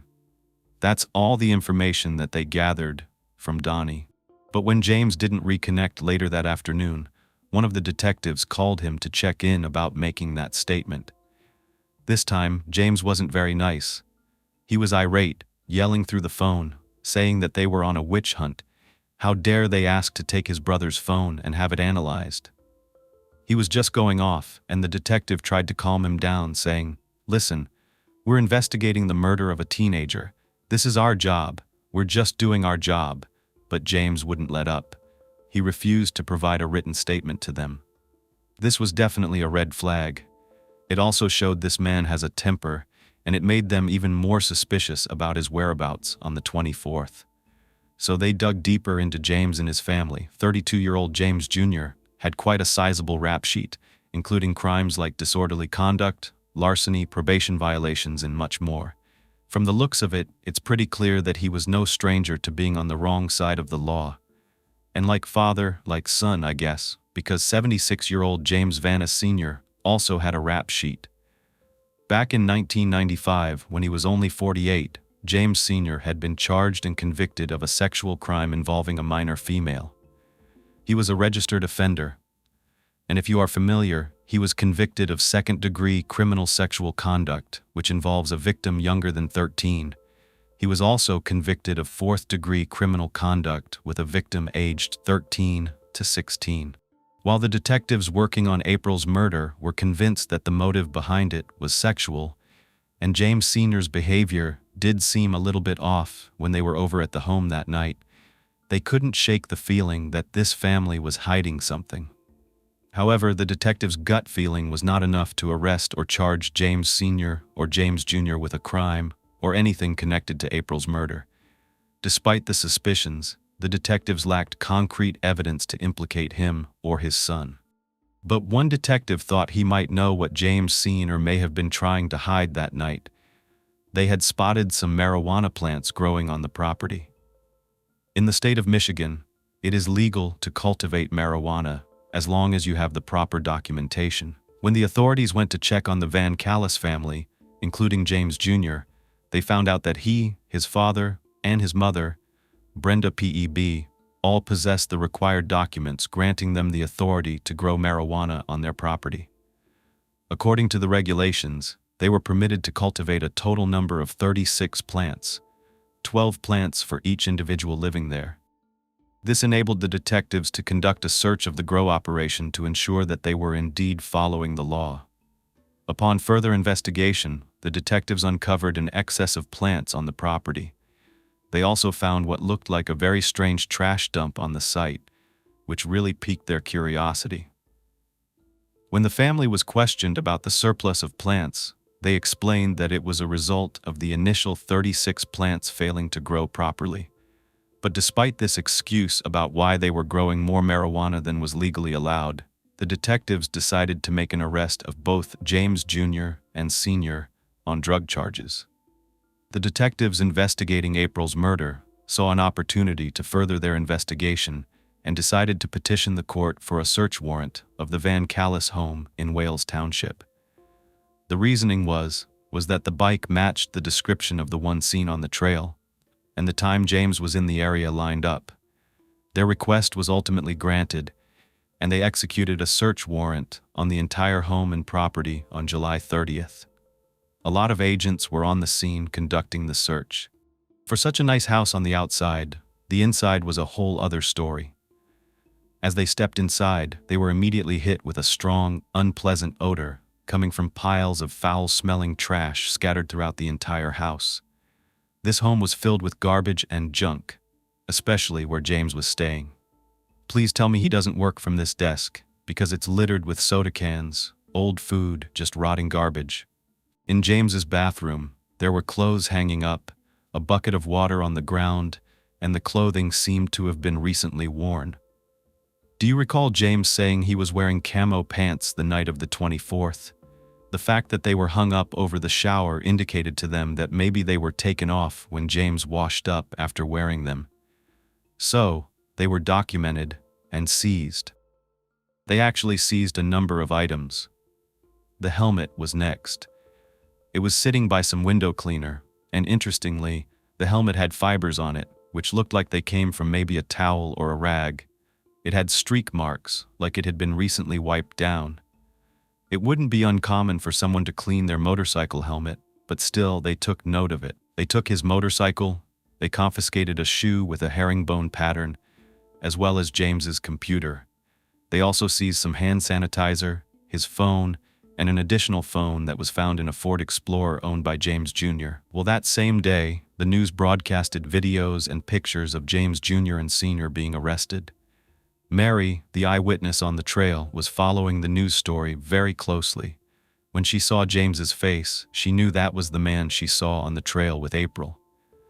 So she's sitting there figuring the detectives were going to call her any minute to do a lineup. But crickets, and this surprised her, but she figured, you know what? They're probably busy. They're going to get in touch soon. They have to. On August 1st, 2014, a funeral service was held at St. Mary Mystical Rose Church in Armid, the same church where April had been confirmed earlier that year. Even though there was an ongoing investigation, the community gathered to pay their final respects to April. There were over 200 people who attended the service. They were united in their grief and support for April's family. Many of them wore pink ribbons because that was April's favorite color, and they put them all over the town, all over the community. One person that was interviewed there said that the reason she wanted to do that was because the killer was still out there. She was hoping he would pass by and see those ribbons, and he would know that they had their eye out. 3 ministers officiated the funeral mass, which lasted over an hour, and there was a memory card featuring April's beautiful smile. They were distributed to everyone who was in attendance. As the service progressed, a very sentimental song called Butterfly Kisses played. It was the choice that held special meaning to April's mother and her loved ones. This evoked a lot of mixed emotions within that chapel. Jennifer, April's mom, was so overwhelmed that tears were streaming down her face. This community came together to offer their support and comfort to Jennifer and her family. Many people came up, hugged her, and talked about their memories with April. They were trying to provide some solace during this difficult time. It was definitely a testament to the impact that April had on the lives of everyone around her. They wanted so badly for her case to be solved. Investigators were still working hard, but Mary still hadn't been called in for a lineup, and it had been a couple of weeks.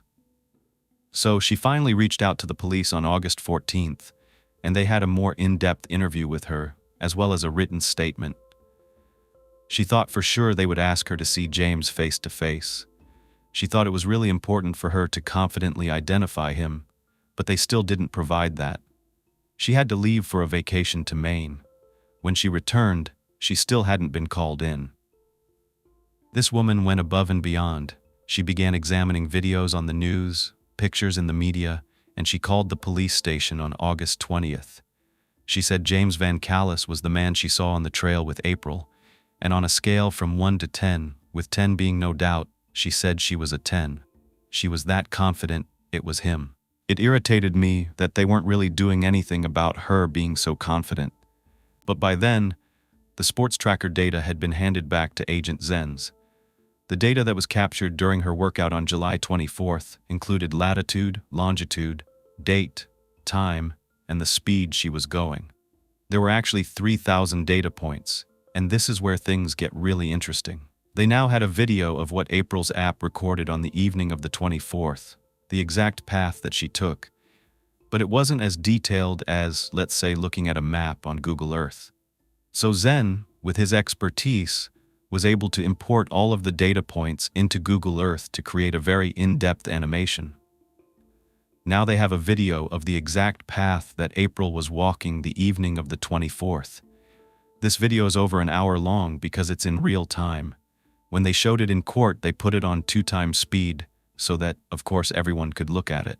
April began tracking her steps at 5:50 p.m., making her way from her house on Main to right near the granary off Depot Road. She gets on the Mome Orchard Trail right here, and her average speed is from 2 to 4 miles per hour. Now because she's walking her dog Penny, she zigzags a lot. She stops here, she stops there to let her sniff and go to the bathroom. So she's not always walking in a straight line on the path. Anytime she's walking the trail, she usually, as I said, goes for about 30 minutes, turns around, and a good place to turn around is right near the Liberty Trail area. So that is where she's headed, and she would be going east. Now after she turns around, she's heading west, of course. And this is the time frame that most of the eyewitnesses say they saw April and the man on the motorcycle. It matches up with the app. At around 6:20 p.m., April speeds up to about 2.2 miles per hour, and then she abruptly changes directions and doubles her pace to 4.4 miles per hour. She's kind of running all around, which is very odd. But then she's back on the main trail, and just 8 minutes later, once she feels safe again, presumably thinking that she's gotten away from a kidnapper, she takes out her cell phone and texts her boyfriend with, "I think I almost got kidnapped. OMFG." But for April, this danger was far from over. For her, as we see from what happens next, and this is really chilling, even the detective on this case found this next part to be disturbing. It's like we are witnessing April's murder. As she heads along the trail, all of a sudden, things get very chaotic. The movements are sharp. You can tell with these yellow pins here. They mark very important things that are happening. 3 phone calls that she made, and sadly, where her body was located. But you see that the phone does stop, and I'm going to refer to the phone as April's phone because we know she had it in her hand. She stops briefly, and most likely she was confronted by her assailant. Then, she darts the other way, and this is when the first phone call is made at 6:31 p.m. A minute later, she makes another call at 6:32, and it's to the exact same number. Then, another call to that number at 6:33, all while frantically trying to escape. At trial, they said she called 810-882-2469, which appeared to be a Michigan number, but they never revealed whose number this was. From the research I did, it seemed to be a non-working number. So had she frantically dialed wrong and then just kept pressing the call button? We don't know, but from her injuries we know that she had been struck in the head multiple times. So it stands to reason that she had already been struck at this point, or the killer was attempting to strike her. With all the evidence provided, detectives believed that the helmet was used as a weapon. It was at least 3 to 4 pounds and could be easily swung around with enough force to cause serious injuries. They know the weapon was not jagged like a rock. It was smooth because it didn't leave any indentations in April's skin. There are several moments like this one where April is at a standstill. We can only imagine what was happening. Was she crawling? Was she hurt? Was she trying to get up or being pinned down? Maybe she was getting out of his grasp for a second, only to be caught and hit again. We won't know for sure, but for 15 minutes, April was trying her hardest to survive and to get away. That is clear from the path we can see, and it is extremely heartbreaking. You can see her dart really fast in one direction, and then she stops, going in another. It's like a sick game of cat and mouse. There are several times before April dies where she's in one place for a little while and then moves just a tiny bit before she's still again. We know that her clothes were taken off. The killer was most likely gaining control in these moments, and April was getting weaker, but she was clearly still trying to escape. At some point, detectives know that the killer actually took April's phone. So some of these steps may have actually been the killer's and not April's. Her body could have been moved to its final resting place after she was deceased. We know it's right here where it has been marked by the detective. There are times when the phone is moving after they believe she was dead, and that's the killer going back to retrieve the backpack, the leash, and then proceeding to the trail to get his motorcycle. You're going to see one of the most telling parts right after that.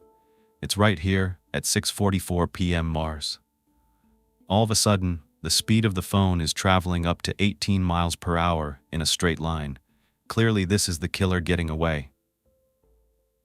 What's great is that they now have his exact path down the Mome Orchard Trail and beyond. He goes west down the path, back towards the trailhead at Depot Street, and into the town of Armida. The detectives followed this path and realized the killer rode through the subdivision where Liberty Lane is located. So they made a note to reach out to all of those residents and see if anyone had camera footage of the street.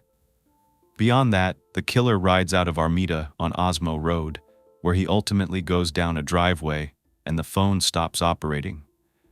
Detectives were able to match this location on the map to where Buster located April's phone.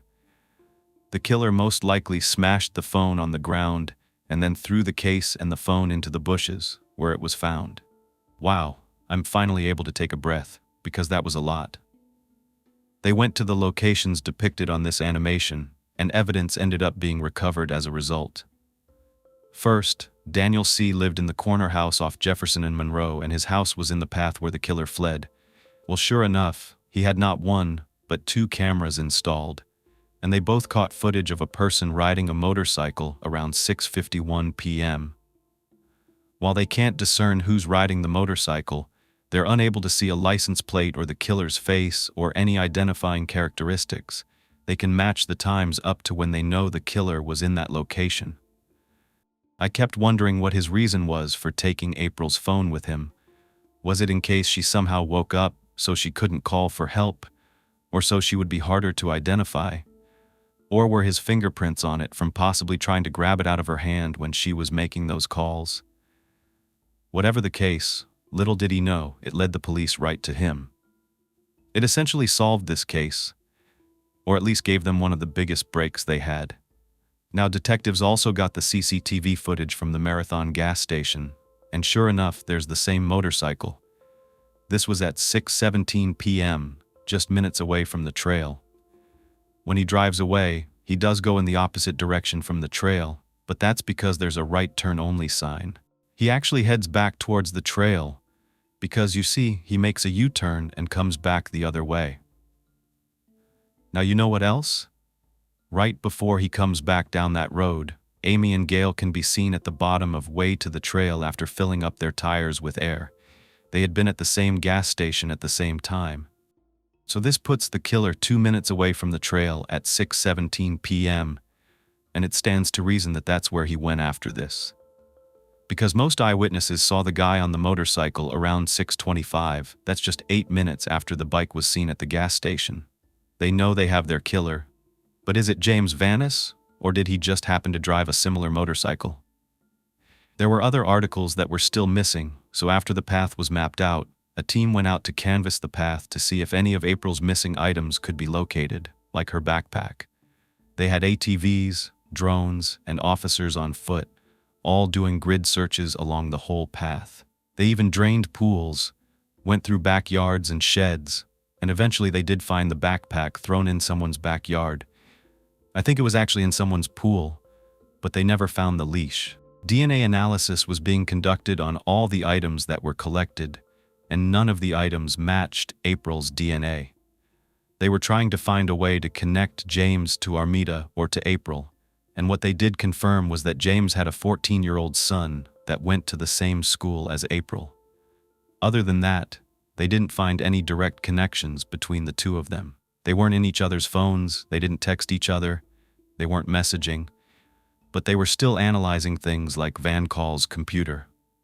At the time, they had also gone back to interview James's girlfriend, Crystal Stadler. It wasn't until the third interview that she finally opened up to them about James. Crystal revealed that she had first encountered James when she was only 19 years old, and he was already 27. She described their initial connection as love at first sight, and in the beginning, James presented himself as kind and charming, but as time went on, his true colors began to surface, revealing a dark and controlling side. He got physical with her. Crystal's friends hated James, and they stopped wanting to associate with her because of him, and she lost a lot of friends. James didn't allow her to get her driver's license or get a car. Instead, he or his parents would drive Crystal wherever she needed to go if she was allowed to go anywhere at all. Because usually, James didn't allow her to do much. She couldn't see her own family, and she wasn't even allowed to have her own phone. They dated for almost 9 years or so by the time 2014 came around, she was 26 years old and living with James in his parents' home, but it definitely wasn't the lap of luxury. First of all, only half of that house had on-the-grid electricity. The suite that she and James lived in was run off of a generator that he controlled, so if she needed to clean clothes or even use the toilet, that all ran on the generator, and James would turn it off when he left the house, leaving Crystal unable to do much. She had to fill up buckets of water just to flush the toilet. The computer you saw in that room that I showed you, that was James's. Crystal didn't know the password, and it would only work if the generator was on. James would go on it in the early mornings or at night when he was there, and Crystal had no idea what he did on it, but she knew that he monitored her Facebook account. She didn't use it much, but he unfriended her because he didn't want it to look like he was in a relationship. She had no support system besides his family. They did have a 3-year-old child together at the time, and here's a picture of the room they slept in. No bed, no drapes, just sheets hung up over the windows and blankets on the floor. She said they were in the middle of redoing the place, but I feel like it probably looked like this a lot of the time. If Crystal needed to get in touch with James, she said she would have to ask his mom, Brenda, to text him or call him from her phone. Can you even imagine living like this? I felt so bad for this woman. Crystal said she was actually fearful of James, and she felt trapped. She decided to stay with him because she was scared of him. Now, with James in jail and the detectives being a source of safety for Crystal, she told them something that she had been hiding. She said that she feels bad for April's mother, being a mother herself, so she felt compelled to tell them what she knew. First of all, she tells them she knows exactly what James was wearing when he left the house on July 24th. It was actually a white shirt with some kind of footballs on it or something. Then he had camo gray pants, a black Carhartt sweatshirt, a black backpack, and he wasn't wearing K-Swiss sneakers. James loves shoes. He had like over 100 pairs. And he had a favorite pair that he always wore. They were black and white Jordans. But ever since that night on July 24th, she said she hadn't seen them, nor had she seen the black Carhartt sweatshirt. She said that James left around 5 p.m., and she never saw him come back to get his sunglasses. He could have. She just didn't see him. He told her he was going to his brother's house to drop off a toothbrush thing and to get some money for dog food. He wasn't home until 8:30 or 9 p.m. It was just getting dark outside by that time. Everything seemed pretty normal, but he did go inside his father's room for quite some time. What was interesting is this was actually Brenda James Jr.'s mother and her new husband's house. But her ex-husband lived there along with James Jr. and Crystal and their little boys. It was a very unique situation. But later that night, James was in his boxers, getting ready for bed, and that's when she saw an injury on his leg. She asked him what happened, and he told her he was cleaning the dog cage and cut himself, but she hadn't seen that cut any time before. He left a little bit later. They were lying next to each other in bed, and Crystal was permitted to go on Facebook using Brenda's tablet. When she goes on there, she sees a post about April's murder and immediately shows it to James. He takes the tablet, reading about the murder, but he didn't even comment about it. Then they just went to sleep. But Crystal is awoken by a noise in the middle of the night. When she looks over, James is not next to her. She walks over to where she hears the noise and sees him in the other room, sitting at his computer desk, cleaning his Jordans with hand sanitizer and a sock. She had never seen him do anything like this before. It was very unusual. She said, "Why are you cleaning your shoes?" He told her he was cleaning off some oil that he got on them from earlier. He had never done that before. She goes back to bed, and soon after, James comes back, being all lovey-dovey with her. Those were her words.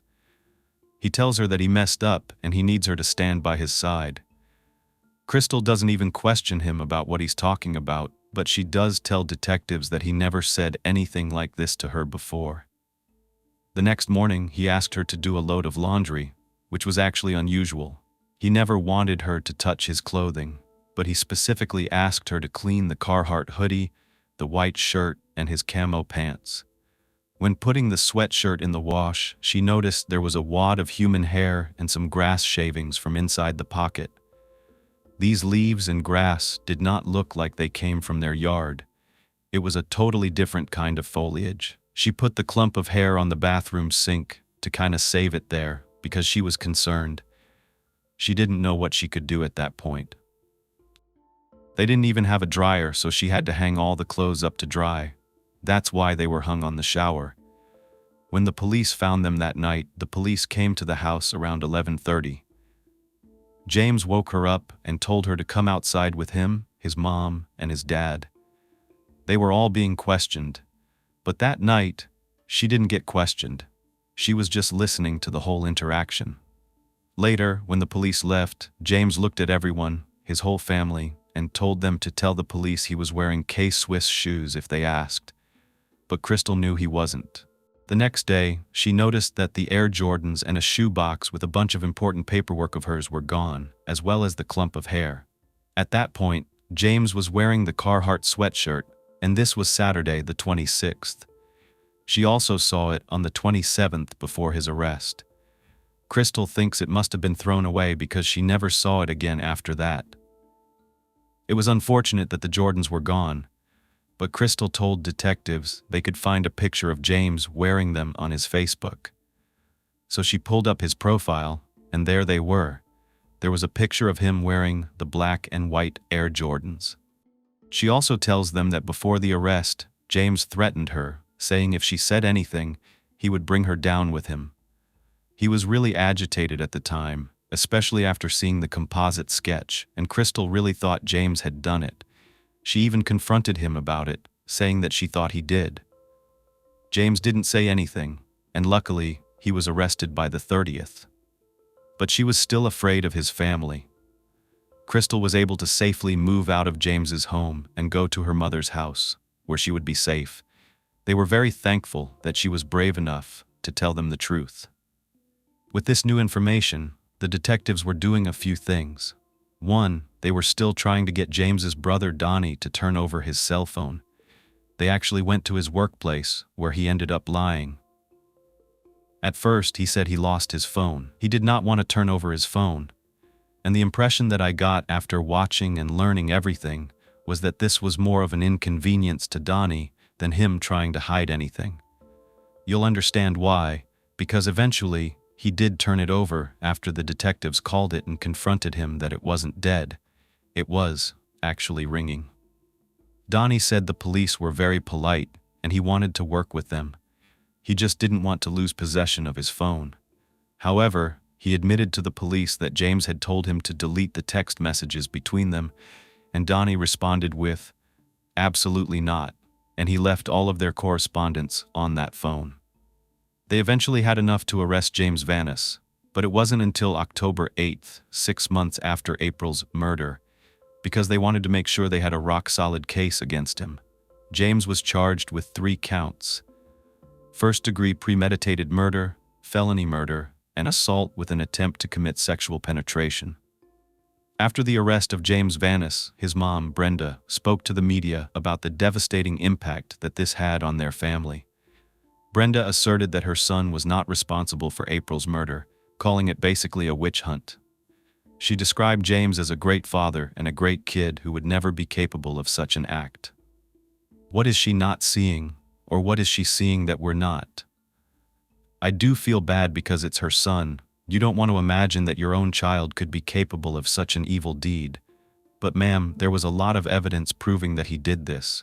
But in an effort to support James and the Van Callis family, their attorney, Azar Sheikh, addressed the media as well. He emphasized that this was only circumstantial evidence and that there was substantial evidence to prove his client was innocent. His attorney confidently stated that this evidence formed a mountain of proof that James Van Callis Jr. did not commit the murder. In November 2014, James Van Callis Sr. was sentenced for manufacturing marijuana and received a 1-year jail sentence with credit for the 118 days he had already served. Finally, in January of 2016, James Van Callis Jr. stood trial for the murder of April Millsap. This case was regarded as one of the most significant in Macomb County's history. The trial included substantial evidence that strongly pointed towards James Van Callis's guilt, but the jury foreman later admitted that the evidence was pretty overwhelming to the jurors. There was a lot of it presented. First, all the eyewitnesses for one thing, and you already know their testimony. But the biggest piece was the sports tracker data. However, there was more damning proof that James was the culprit. After detectives got the information from James's girlfriend, Crystal, about the Air Jordans, they immediately began their investigation to find out what the tread on those shoes looked like. Through their diligent efforts, the detectives were able to identify the make of the sneakers as Flight, the Power. The detectives wasted no time and ordered a pair of Air Jordans online, the same size that James Van Callis Jr. would have worn, which was a size 12. They discovered that the sneakers had the exact hair-and-bone pattern they had been looking for. What's even more disturbing is that once they laid those shoes down on the pictures of the shoe prints found on April's face, it was clear that the logo, the Jumpman logo, which Nike uses for Air Jordans, of Michael Jordan making that jump shot, was imprinted on April's cheek. That actually hit me really hard. It was sickening. This significant finding strengthened their suspicion that James was connected to April's murder. Let's talk about the internet searches from James's computer from April, May, June, and July. They included searches like how to make a girl that does not want you, how to make a girl fall in love with you, what girls really want, and why does this girl ignore me? There were also videos searched, which included young women. At first I thought, okay, could this have been his young 14-year-old? Doesn't it sound like a search that an innocent little boy would do?